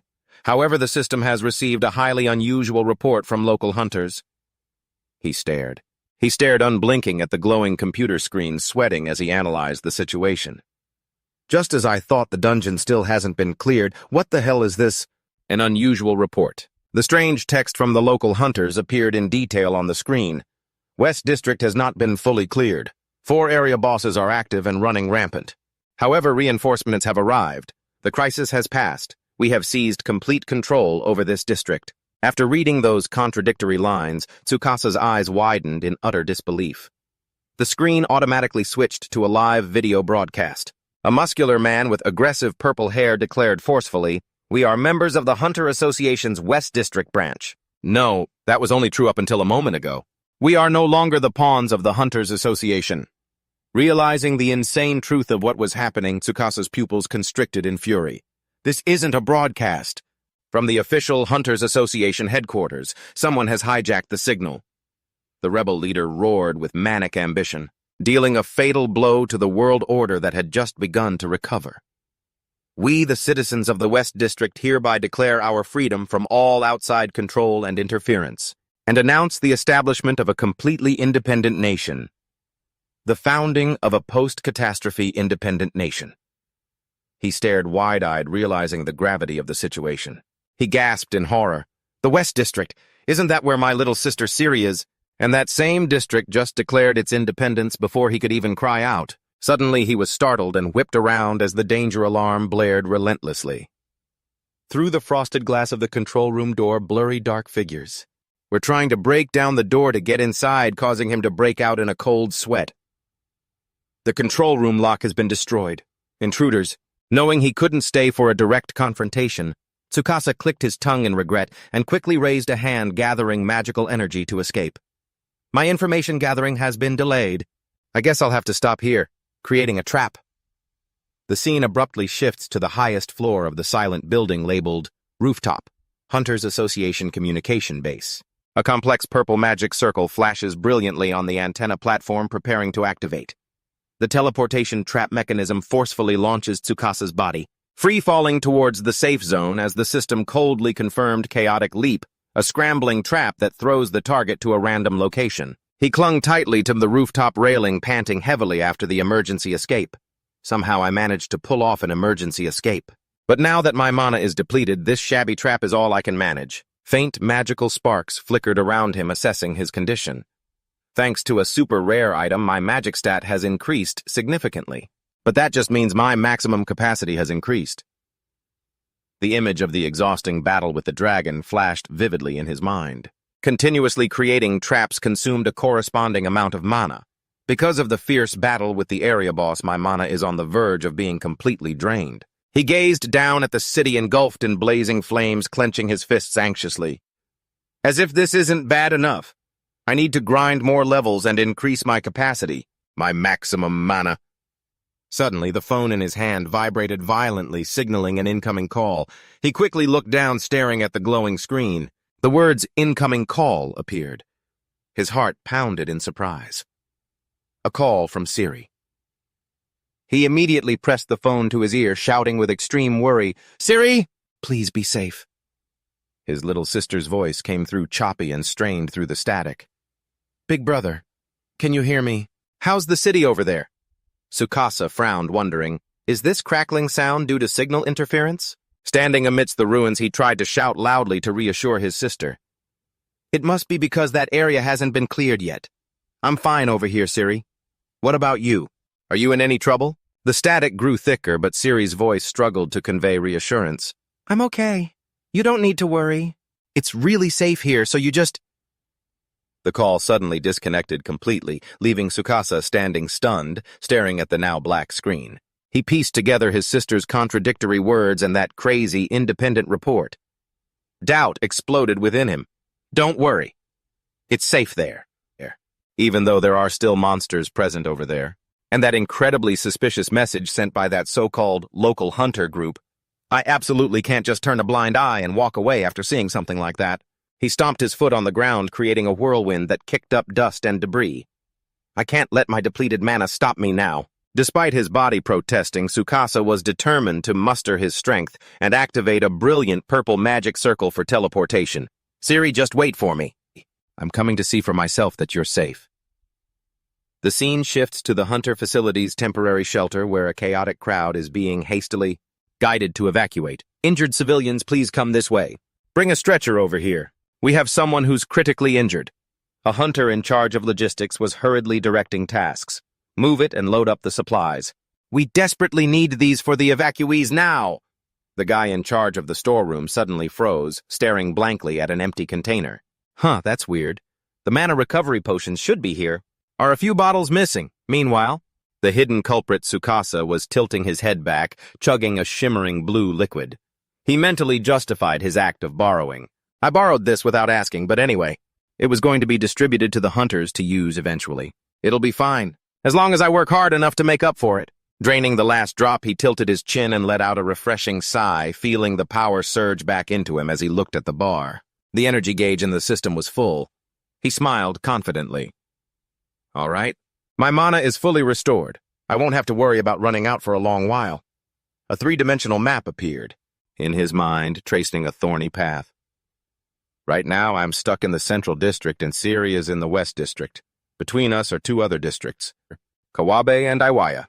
Striding under a streetlight, he frowned, calculating the risks ahead.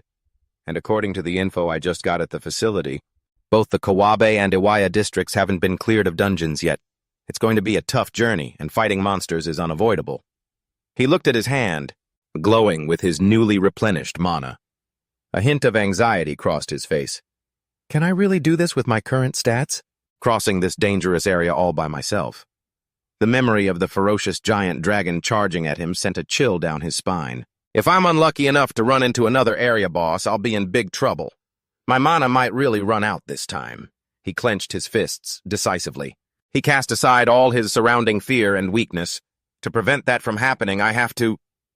His eyes lit up, burning with a steady fire of determination, ready to face the challenge. Level up, to increase my absolute mana capacity. Standing before the invisible wall separating the two districts, he took a deep breath. All right, from this point on is the Kawabe district. I'll move forward slowly while grinding levels or doing whatever else is necessary. His foot. He stepped firmly through the blue light barrier, officially entering the deadly zone. A brilliant surge of mana erupted, enveloping his body. The system announced that the bookish young man's first personal quest had officially begun his first mission since his awakening. The power of a dungeon-crossing hunter. The panoramic view of the city from above was now nothing but the smoldering, collapsing ruins of what it once was. The world peaceful just a few days ago had now become a dungeon-like zone fractured into numerous extremely dangerous areas with the system map constantly flashing. It flickered, marking the boundaries of survival.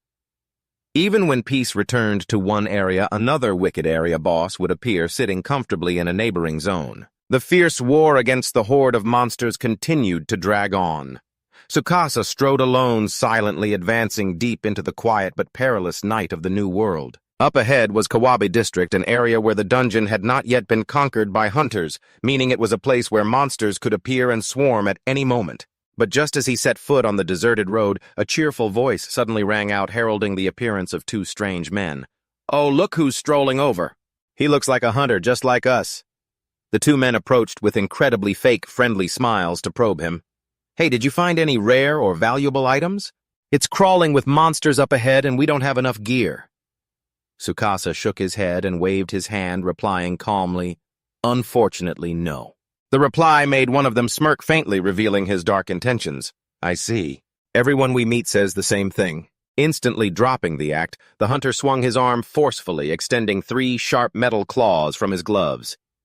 "In tough times like these, I guess we have no choice, huh?" Feeling the cold, sharp, killing intent aimed at him, Tsukasa's pupils immediately constricted with vigilance. The claw-wielding man lunged forward with a crazed expression, threatening his prey. "If you won't hand them over willingly, we'll have to get our hands dirty and take them by force. We're going to have to hurt you pretty badly." With incredible sharp reflexes, he quickly somersaulted backward, narrowly dodging the whistling slash that grazed past his face. Tsukasa ignored the scratch that was trickling, fresh blood on his cheek, gritting his teeth as he realized the rotten nature of these scumbags. Without giving their prey a chance to escape, both thugs simultaneously leaped into the air to surround him. But they had made a grave mistake. They picked the wrong opponent. Tsukasa casually raised his hand, which was glowing with purple mana, and shouted loudly, "Create trap." An immense, incredibly complex magic circle immediately opened right above the head of the aggressively charging hunter. From within the magic circle, a giant weight went into freefall, crushing the two fools into the pavement. "Arg!" Along with the cold system notification, disaster weight, a super-heavy giant weight, suddenly appears and drops straight onto the target. Tsukasa stood with his arms crossed, calmly watching the two thugs who were crushed flat, pinned to the ground, unable to move even a finger. His eyes stared at the defeated men, his mind filled with calculations. "If I finish them off right here, maybe it'll be just like when I defeat a monster. I'll get experience points." He pondered thoughtfully, assessing the cruelty of this new world. That possibility isn't zero. If that's true, I'll need to work hard and keep a close eye on the movements of hunters who have become degenerate and violent. However, looking into the distance where explosions were blazing, destroying rows of buildings, he drew a very clear line. But the only thing I'll hunt are monsters. I don't need to bother dealing with humans when just defeating a large number of monsters is enough. Wiping his blood from his face with his arm, the familiar, confident smile of a master strategist returned to his lips. For that greater purpose, I have to test it out. Grind for experience points by using that trap. The scene immediately shifted to the plaza of Kawabe District, where robot monsters were continuously firing brilliant laser beams, devastating the forest. Amidst the chaos, a very unlucky female civilian ran for her life in a panic, trying to escape the deadly barrage. Just as it was about to target and pursue her, a robot suddenly froze and snapped its head in another direction, attracted by a strange sound. From inside a thicket of bushes, a mischievous-looking wooden statue was continuously puffing its cheeks, gracefully playing a flute. Carefully hidden on a high tree branch, Tsukasa smiled down at his creation, while the system introduced it, flute-playing doll. A doll that plays a flute to playfully lure monsters. He silently evaluated the effectiveness of the hidden lure. A single note from the flute. A trap to invite monsters. This will definitely gather them up. Looking at the swarm of mindless, bewildered robots gathering around the wooden statue, he silently counted them. From what I can see, there are 4 of them. Not quite enough to properly grind EXP, But without any further hesitation, he immediately channeled mana into the magic circle on his palm to begin the bloody hunt. Create trap Bzeet. Sensing something unusual was happening, the robots snapped their heads up, letting out a resounding alarm. Bzeet. From beneath the ground, giant iron bars carrying a deadly purple electric current suddenly shot upwards. The iron stakes flew into the sky, forming a giant barrier that completely trapped the monster horde inside a magic cage. An incredibly sturdy magical lock appeared and slammed shut, sealing the only exit. Trapped inside, the horde of robots swung their arms, wildly smashing around in desperation. Krsk! Iron cage. A sturdy cage that completely traps the prey. He slowly walked towards the imprisoned monsters, thinking about his perfect plan. That's right. Lock them tightly in a cage like this. A sinister smile spread across Tsukasa's face. He continued to concentrate the brilliant mana in his hand to prepare the next step.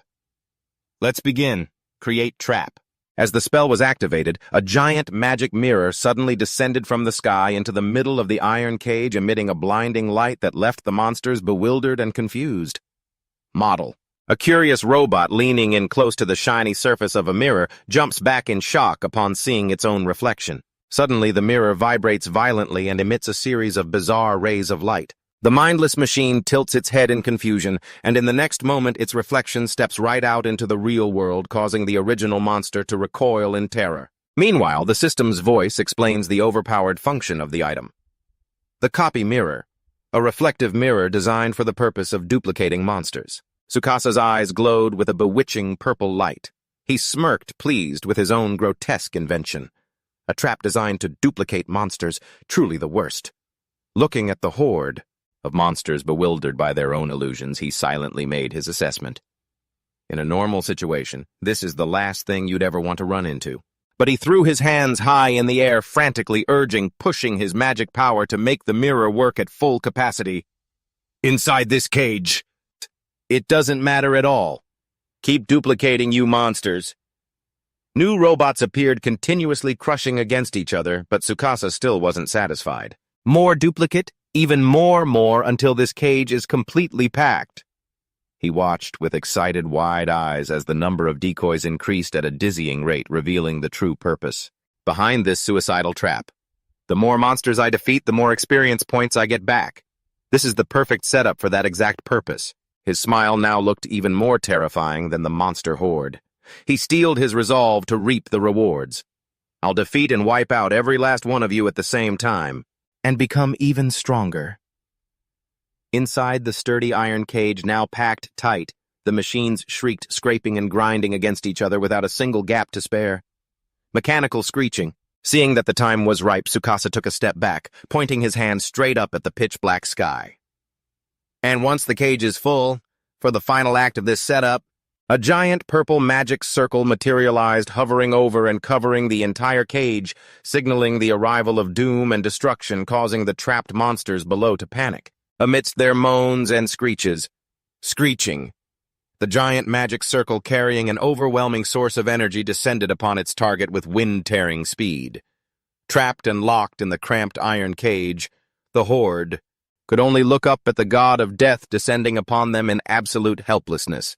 Screeching, a pitch-black heavy weight came crashing down, crushing the entire robot horde into a pile of scrap metal, accompanied by the system's incredibly cruel announcement, Great Calamity Weight. A large, weight suddenly appears and strikes the prey. Tsukasa clenched his fist against his chest, letting out a soft sigh of relief at the perfectly executed destructive combo chain. Got 'em all! A finishing move using a trap. Standing defiantly before the massive smoking iron box, he smugly and proudly named his tactic. Duplicate the monsters inside a cage and then crush them all at once to farm experience points. I'll call it an experience box. I successfully defeated tens, no hundreds of them. With this setup, my experience points will skyrocket. Before he could even finish the sentence, a series of brilliant blue notification panels danced before his eyes like a downpour of rewards. Received 20 experience. Received 20 experience. Received 20 experience. Received 20 experience. Received 20 experience. A celebratory sound of honor rang out along with a brightly lit level up notification causing Tsukasa's eyes to widen in surprise. He joyfully analyzed and admired his achievement, but he suddenly froze when he saw an unfamiliar notification frame. With this much experience gained, so leveling up is a given, of course, but acquired a new skill. What a new skill. Reading the description of the new skill's power, his face filled with utter astonishment. The new skill was called Trap Domination. It allows the user to control trap monsters. Trap Domination! The idea of taming monsters flashed through his mind, opening up a whole new horizon of completely new tactics for him. Subjugate. And tame, does that mean it's a skill that lets me turn monsters into allies at my side? Deep in thought, he suddenly heard a clattering sound at his feet and glanced to the side. A battered, half-bodied robot monster was trying to drag itself across the grass, giving him an incredibly bold idea. A lucky survivor that escaped the devastating attack from earlier. What a perfect time to test out my new skill. Tsukasa flashed an extremely fierce smile, channeling his magic to create a pale green magic circle hovering over his palm. Should I give it a little test run? He extended his index finger, pointing it straight at the scrap monster, and launched the magic circle forward. The green magic erupted, and the Lord of Traps grandly declared his newfound power. Trap Domination. He swung his arm, launching a brilliant stream of green magic. It shot straight into the body of the battered machine lying motionless on the grass. However, the magic suddenly deflected and bounced back, causing Tsukasa to cry out in alarm. It bounced right off? The skill didn't work at all. After a moment of shock, he looked at the notification panel and realized the problem. So that's it. It's only effective on trap monsters. Requirement for activation: the monster must be trap-related. Huh. He let out a sigh, looking down at the mindless robot, lying on the ground as he recalled the magic circle. So that's why it doesn't work on normal monsters like this. Using a skill here really is a waste. Without further hesitation, he immediately shouted, "Create trap!" and summoned a magic sword from above. It descended straight onto the target. The system coolly announced, "Finishing sword has delivered the final blow." He stared at the glowing corpse, then planned his next move. I still have to worry about my little sister Siri, and now that the level grinding is settled for now, I should scout this area carefully before moving on. Standing before the site of a town street connecting to a dense forest, he took a deep breath and resolutely stepped forward. Anyway, I've been putting this off, but the time has come where I have to do it. He bent down, pressing his palm, which was crackling with blue electrical sparks, onto the withered grass. The magic power spread out into a brilliant diagram as he confidently activated the skill. Trap Scan. Skill description: Trap Scan. Searches for pre-existing traps in the area. A three-dimensional heat map quickly materialized, enveloping his entire body to help him analyze the current situation. Now, what the hell is going on in this area? Where are the potential threats, and what type are they? His attention was immediately drawn to a large building with countless flashing red warning dots. It was a place where trap systems were incredibly dense. This building is a museum. He squinted in surprise as he looked more closely at the tunnel system hidden deep beneath the museum's structure, peering deeper and deeper inside. What the hell is this? An underground passage several kilometers long. Tsukasa's eyes lit up with a mix of surprise and curiosity upon discovering a potential shortcut.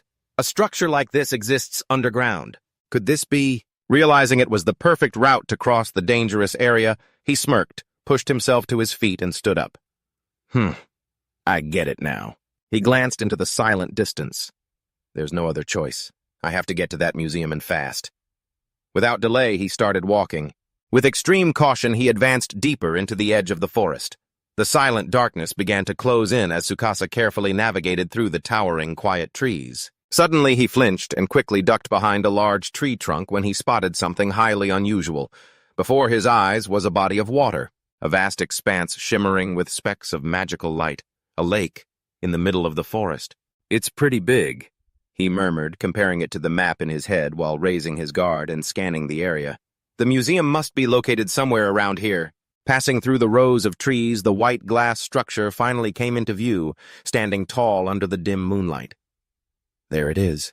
He moved closer to the shattered glass doors, confirming his suspicions. The underground passage lies deep beneath this building. If my intuition is correct. Passing through the doorway, he strode with firm, echoing steps into the museum's desolate main hall. Breaking out in a cold sweat, he glanced around. His intuition was screaming that danger was lurking nearby. Judging from what the images from my trap scan skill are showing me, this place is packed with all sorts of traps. He tiptoed cautiously, step by step, down the pitch-dark hallway. His eyes darted around, constantly scanning the area. I'll have to move with extreme caution so I don't trigger any of them. Suddenly, he stopped dead in his tracks and confidently pointed toward a wooden chest that was quietly inching backward across the floor. Hey, you little pest over there. Scurrying all over this place like that. You've been way too obvious. Seizing the perfect opportunity, Tsukasa channeled brilliant blue mana into his palm, preparing to cast Tame Trap. The chest panicked, flinging its lid wide open. It revealed a set of razor-sharp teeth and terrifying, bulging eyes, letting out a bizarre hiss, "Gachoo!" as the stream of magical power aimed for it. A blinding light enveloped the chest, rendering it motionless. Tsukasa watched anxiously as it unfolded. It's working. It's taking effect. That means he calmly exposed the strange object's true identity, just as I thought. That thing is a mimic, a cunning monster disguised as a treasure chest. Memories of the monster's characteristics surfaced. He explained the creature's mechanics. It disguises itself as a treasure chest and ambushes any hunters who get close. Its very existence is a trap, a completely different kind from your average monster. His eyes shone with the confidence of someone who knew all the rules of the game. I was able to see it clearly, ever since I scanned this area. I mean, in reality, there's a monster-type trap hiding in here. He smiled smugly and slowly walked over to the chest, which was smoking after being hit by the spell. In any case, the taming process was a success. The image of a glowing blue eye icon flashed brightly, marking that the contract had been successfully established. It will officially become my ally and... But before he could finish his sentence, the mimic chest suddenly emitted a thick cloud of white smoke, trembled violently, then launched itself at Tsukasa. He jumped back in shock, his face twisting in utter panic as he saw the monster, its mouth full of jagged teeth, wide open, charging straight for him. It's attacking me. The skill didn't work at all. Damn it, I let my guard down, I'm a goner. The heavy chest aggressively pounced on Tsukasa, slamming into him with immense force and knocking him off balance. He fell backward, his back hitting the cold stone floor with a loud thud. A thick cloud of dust billowed up. Tsukasa winced. Clutching his body, he whispered in utter shock, "Huh." His eyes widened in stunned disbelief as he stared at his attacker. Contrary to its bloodthirsty appearance just moments ago, the mimic chest was now gleefully wagging its long purple tongue. Its large, round eyes sparkled, blinking, just like a puppy overjoyed to see its owner. Pinned down by the chest lying on his stomach, Tsukasa stared blankly at the ceiling. His mouth hung open as he mumbled in complete and utter confusion. Huh. He shot up, drenched in sweat, as he saw the bizarre chest using its dark, gnarled, claw-covered legs to cling tightly to his shirt. What the hell is this thing? The chest's eyes lit up, sparkling like stars, making it look strangely harmless. Tsukasa squinted, staring at the creature as it wagged its long tongue just like a puppy. He wondered, is it trying to get attached to me? The chest gave a wide grin, rubbing against his hand affectionately like a person. Keon, realizing the absurdity of it all, gave a strained smile and threw his hands up in surrender to the creature that had nearly eaten him just moments ago. It does look a little creepy, though, but screw it. At the very least, it seems the domination was a success. He walked over and threw open the secret hatch hidden in the floor. With one hand holding the hatch open, he gestured with the other, beckoning to his new companion. Now that I've confirmed the power and effect of the new skill, it's time to head into the underpass. Having made his declaration, he turned decisively and carefully stepped down the dark stairs while the mimic trotted right at his heels. Standing before the long, sloping corridor that stretched deep into the abyss, he pondered thoughtfully. There's no way a passage of this enormous scale was already here. He walked on the silent, cold square tiles, his eyes constantly analyzing the space. This underground area was probably created when this entire district turned into a dungeon. And whenever a space like this is created, it always has some kind of purpose. Recalling the terrifying sight of the giant dragon monsters blocking the way on the surface, he offered himself a hopeful theory. For example, it could be a secret passage that acts as a shortcut, If I move on the surface, monsters are everywhere, and every step turns into a tough battle. This underground path was created to bypass all that trouble and cross the entire area in one go. He regained his focus, sweat pouring down as he narrowed his eyes, wary of the chilling atmosphere that surrounded him. Anyway, that's just a theory of mine. I can only hope I'm not completely wrong. He stood before a large, majestic door lit by two ghostly blue torches. He sighed, steeling himself. It seems that in exchange for moving faster, this path is also packed with serious dangers. He spoke to the chest standing obediently by his side. Mimic? No. I should give you a proper name. Leaning down quickly to pat the chest's head, he gave a warm, friendly smile and officially bestowed a new identity upon his strange companion. From today on, your name will be Mimi. The chest squinted both its eyes in joy, its tongue quivering with excitement at its new name. He stared at its goofy, adorable expression, and couldn't help but laugh. What's gotten into you? Are you really that happy just because I gave you a name? Regaining a serious expression, he lifted its chin in his hand, knelt, and instructed his teammate. Anyway, Mimi, get ready. From here on, it's going to be an extremely dangerous journey. Hearing the command, Mimi immediately twisted and posed, flexing its muscles, its face fierce as it let out a roar as if trying to prove its strength. Seeing its boundless confidence, Tsukasa smiled and nodded in satisfaction. I get it. You're going to help me, right? Then I have nothing to worry about anymore. Let's go. He reached out, took hold of the cold bronze door handle, and decisively pushed this door open. The heavy-looking door slowly creaked open, revealing a large room bathed in the dim light of the torches. But the most terrifying thing was the giant black shadow looming in the middle of the path, a statue of a warrior in full armor with a greatsword planted imposingly on the ground. It stood there majestically, radiating a swirling dark aura. The flickering firelight glinted off the intricate patterns on the cold armor. Tsukasa tiptoed closer, carefully assessing the situation.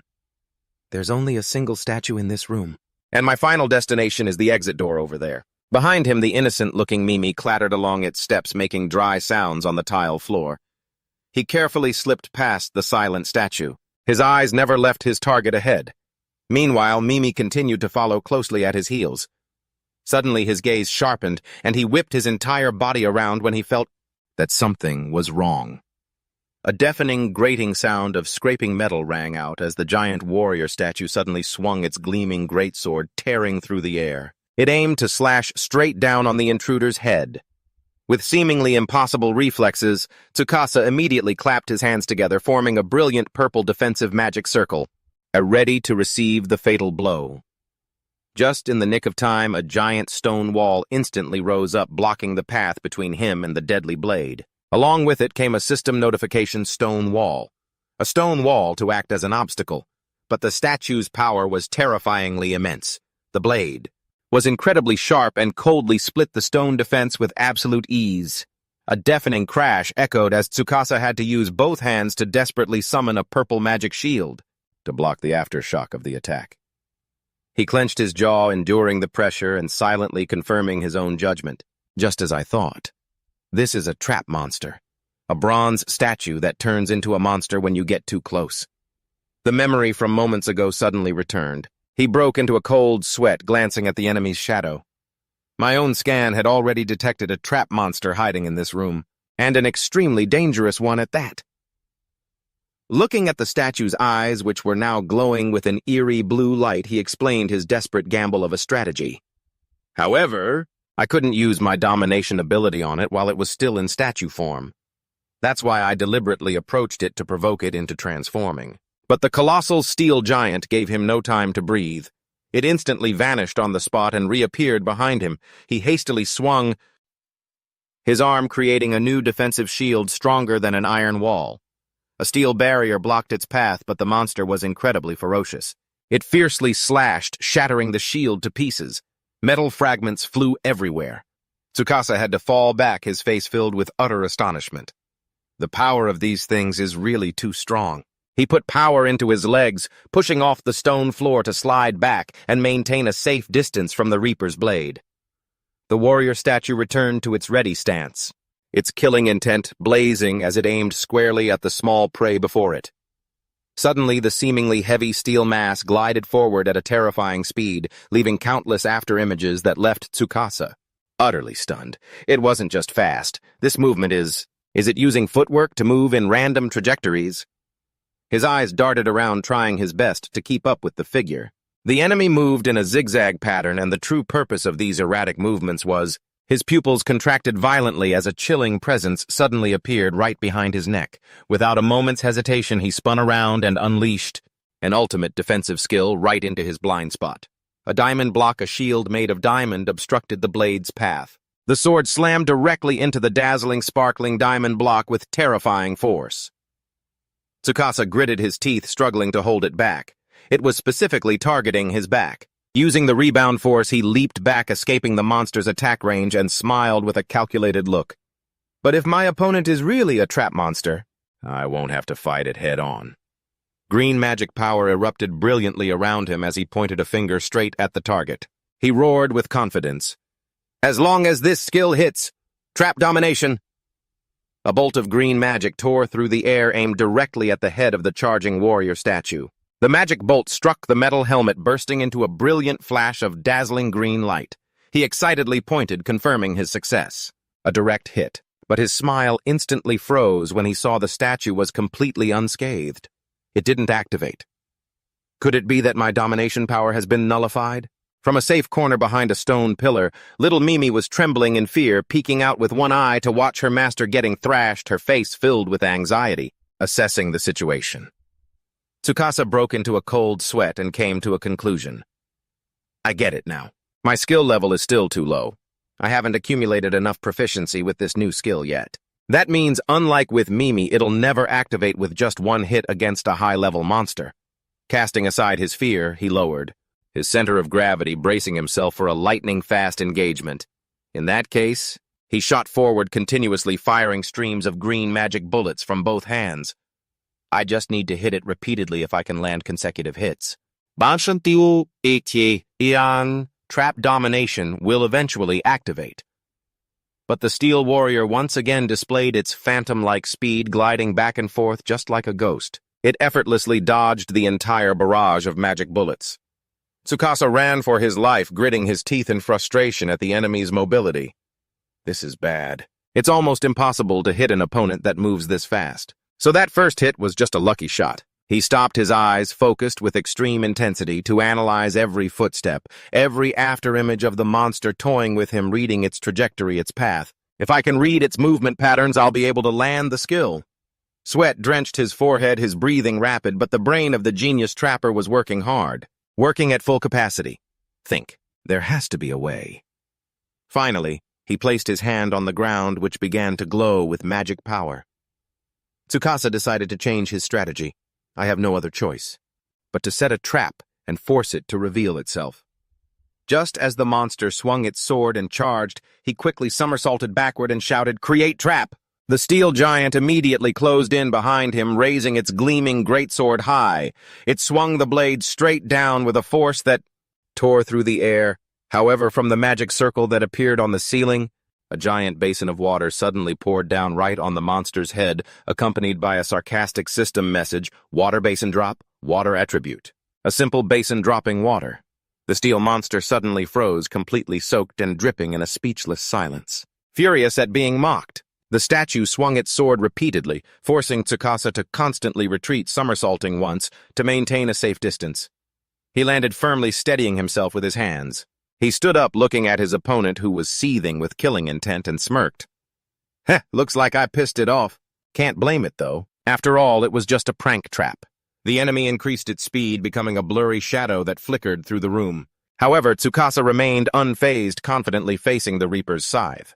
But thanks to soaking the place, his gaze immediately shot down to the stone floor, where the traitorous water streaks clearly marked the path it took across the floor. His sharp eyes followed every single damp footprint.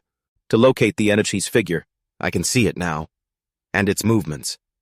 By silently following these water trails, I can completely read its movement patterns. Grasping its trajectory, he pointed a finger glowing with blue 6 mana at its predicted location, aiming for where it was headed now. Dominate lightning trap. The blue 6 magic bullet tore through the air, intercepting the monster's incredibly high-speed movement. The stream of magic struck its helmet head-on. The statue's armor shattered, exploding into a brilliant flash of light. But it didn't end there. Tsukasa continuously fired shots with both hands, his eyes burning with determination. It's not over yet.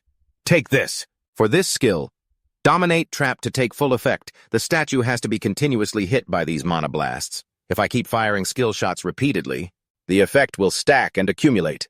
He roared, pouring all his strength into firing spells like a machine. Dominate. Despite its efforts to defend itself, the steel monster began to falter. Under this rain of blue 6 bullets, it'll eventually be pierced no matter what. The bookish young man's face lit up with extreme excitement as he stood before his valuable prey.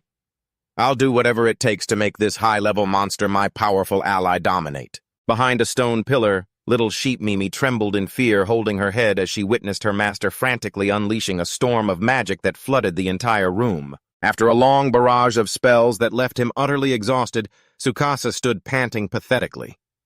Meanwhile, the monster stood there completely unfazed as if it hadn't taken a scratch. He looked at his energy display, which was flashing a critical warning. Beads of sweat dripped down his forehead. My mana is almost gone. I think I can only use Dominate one more time. His face turned grim as he doubted his own abilities in this life-or-death situation. Damn it, can I really do this? Can I really force her into my taming trap? Not giving his opponent a moment to rest, the warrior statue stomped its feet hard on the floor. It gathered momentum, preparing to launch a finishing blow. Pouring the very last of his mana into his hand, Tsukasa gambled his life on this one final shot. I'll bet everything I have on this one attack. He pointed his glowing finger forward, which shone like a miniature sun, and prayed silently. Please, work. All of his energy erupted into a blue 6 whirlwind that swept across the room as he yelled, Dominate Trap! His arm created a stream of blue light. Staring down the warrior statue, he declared in a loud voice, This is the final blow! Then Tsukasa used every last ounce of his strength, unleashing the maximum magical power from the palm of his hand. Explosive Dominate. A massive beam of blue light slammed right into the monster's chest at the exact moment it was airborne. A terrifyingly brilliant magical explosion occurred, leaving behind thick clouds of smoke that enveloped the statue. Completely drained of energy, Tsukasa collapsed to his knees, struggling to catch his breath. His eyes were fixed intently on the smoke. The enemy's silhouette slowly emerged, standing completely still, causing him to unconsciously hold his breath. Did its movements really stop? Did my skill actually work?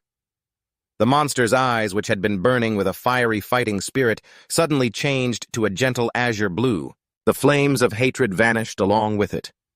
Its ferocious aura was suddenly gone. Realizing this miraculous change, he reached out a hand towards his opponent overjoyed. He exclaimed, It looks like the taming was a success. The warrior statue slowly lowered its weapon, planting the sharp tip of its sword into the stone floor. It knelt on one knee in a pose of absolute knightly servitude. In a very respectful female voice, it spoke. I am truly sorry, master. I beg your forgiveness for my previous insolence. Tsukasa stared down, his eyes wide, in utter shock at the creature kneeling before him. It can talk.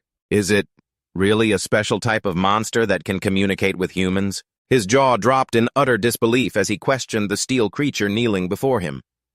Tell me the truth. Who are you? Without a moment's hesitation, the female knight raised both hands to her helmet and carefully removed the cold steel disguise. She casually tossed her platinum blonde hair, which flowed like clouds, revealing the beautiful face hidden behind the fearsome mask. A mature, sharp beauty with serene, deep blue eyes, combined with the pointed ears characteristic of an elf, Tsukasa was instantly captivated. She rested on her sword and proudly introduced herself. I am no one of noble standing. I am but a nameless servant of yours.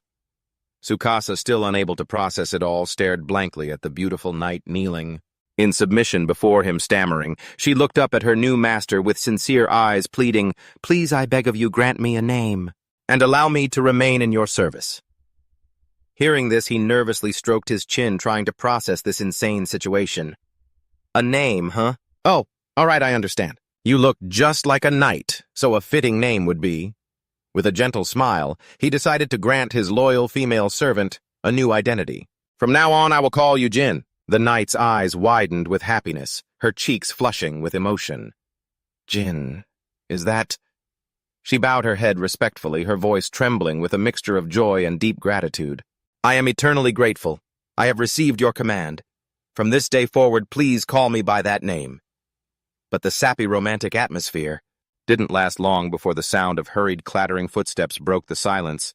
Little sheep Mimi, furious and jealous, dashed out from her hiding spot, waving her two stubby black arms, her face scowling angrily as she growled at the newcomer. Grumble. Startled by a chest running up and growling at her, Jin looked confused, not understanding what was happening. Meanwhile, Mimi aggressively bared her fangs and waved her claws, clearly asserting her territory. On the female knight, seeming to understand the monster's language perfectly, smiled. She replied gently to the little sheep's complaint, I understand. Within this army, you are truly my superior. I know my place and my status. I will dedicate my all to you as your second in command. I eagerly await your guidance, instruction, and discipline. Meanwhile, Tsukasa just stood there, scratching his head in confusion, staring blankly as the two monsters carried on their incomprehensible exchange. What the hell is going on? Are they arguing? So even monsters have a senior-junior hierarchy, huh? But he quickly brushed that pointless curiosity aside. His expression quickly turned serious as he gave a clear order to his two companions. Hold on, now is not the time for that. We're in a hurry, we have to keep moving. He strode decisively past Jin, his eyes fixed on the emergency exit door. Let's head straight for the exit of this underground tunnel system. Suddenly, Jin's formal voice stopped her master in his tracks.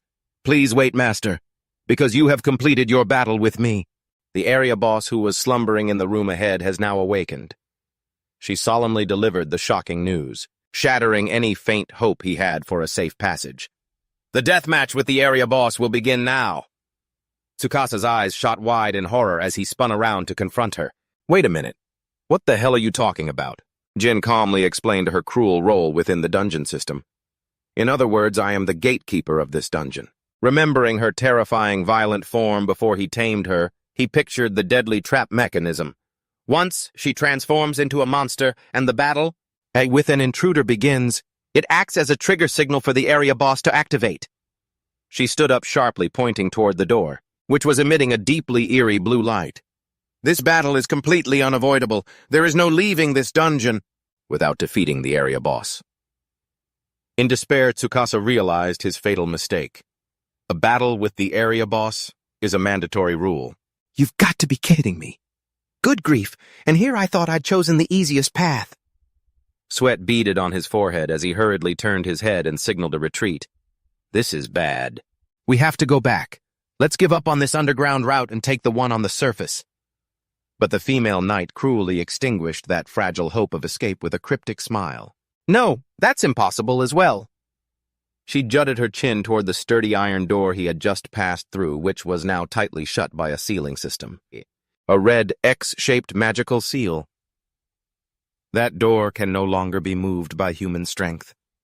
Once you've entered deep into the dungeon, turning back is impossible. Jin stood proudly, pointing her sword straight at the door glowing with a deadly blue light. The only way out is forward into the boss's room.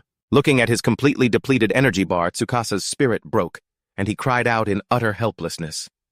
Even if you say that, fighting an area boss is impossible. After that last battle, I'm completely out of mana. Just when the tension was at its peak, little Mimi the sheep suddenly started scurrying around his legs, causing a surprised Tsukasa to bend down and ask, Huh, what the heck is it, Mimi? Its mouth was wide open, its tongue wagging as it continuously made strange sounds. On. Seeing the little sheep's strange behavior.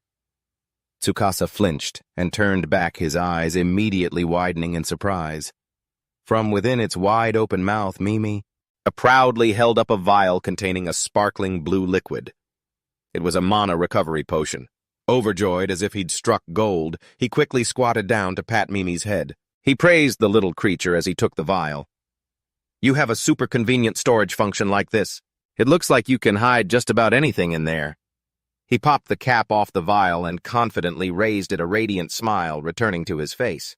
All right, now we're fully prepared to handle this. But the female knight Jin immediately and heartlessly threw a bucket of cold water on his burning confidence. Master, are you capable of using high-level water magic? Even if your mana is restored, it's completely meaningless without that. Her words confused him. The knight then described the brutal reality of the situation, bringing to his mind images of mages combining their powers. The area boss lurking ahead is like an incarnation of flame. Normally, one would need to gather several high-level water-type mages and attack it with a massive large-scale water magic spell all at once to defeat it. After listening to her explanation, a cold sweat broke out on Tsukasa's face. He realized his own limitations. Water magic. That's a difficult problem with my current power level. The trap I just used on you was already my absolute limit. He raised a hand to stroke his chin, his brain starting to work at full capacity to find a way out. I have to come up with a plan. Meanwhile, little Mimi seemed to detect something behind them. It snapped its head around its large, round eyes, staring suspiciously into the darkness. Wait a minute. Tsukasa turned to the female knight, beginning to expose a loophole in her rules. Jin, a moment ago you said we absolutely couldn't go back, right?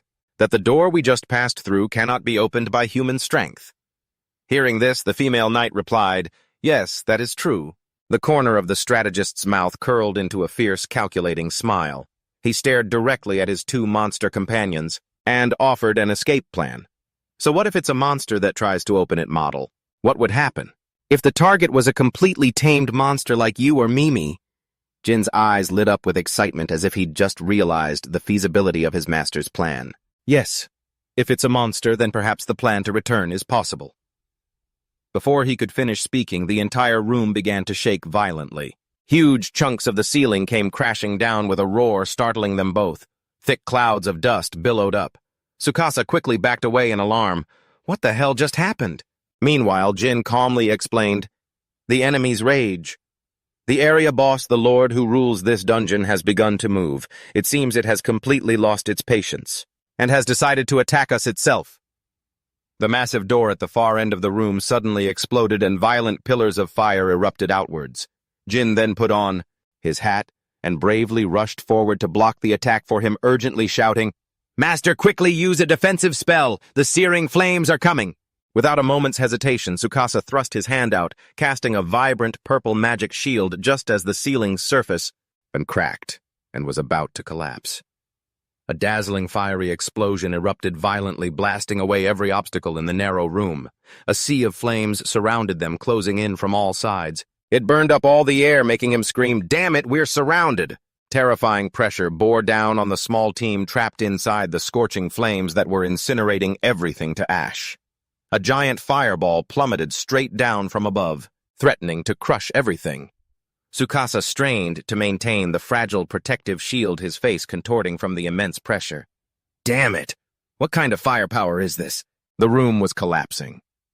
Beneath the energy dome, he and Jin were using all their strength to hold off the fiery boulders raining down. Red-hot stones rolled across the ground, letting off thick smoke. Suddenly, a glowing purple magic circle appeared, covering the cracking tile floor. The three of them stood firmly on the glowing magic formation, varying as everything around them crumbled and fell into the dark abyss. Faced with this grim reality, Tsukasa broke out in a cold sweat, his eyes unable to hide his terror. Towering out of the sea of flames, a giant, burning demonic creature appeared, staring down at the tiny intruders. So this is the area boss. It was made entirely of molten lava and blazing fire, overwhelming everything around it with its terrifying heat, the very embodiment of flame. Standing before the towering lava monster, Tsukasa bitterly realized all the rooms we've passed through until now were nothing more than a pathway. Everything was just the path leading to this boss room. The story pauses here for now. And that is the journey of Ninomiya Tsukasa, a main character who doesn't rush into solo with a sword or magic, but uses every kind of trap to turn the battlefield into a nightmare for monsters. Personally, I find this series captivating because the fights are incredibly creative. The MC is both cunning and plays dirty, so watching it never feels one note like other typical dungeon series. Later on, the scenes of setting traps, turning the tables, and manipulating the battlefield get much more spectacular. If you're a fan of the big-brain MC type who uses strange yet effective fighting styles, this series is definitely worth checking out. If you're hyped for Part 2, let me know in the comments to get me motivated.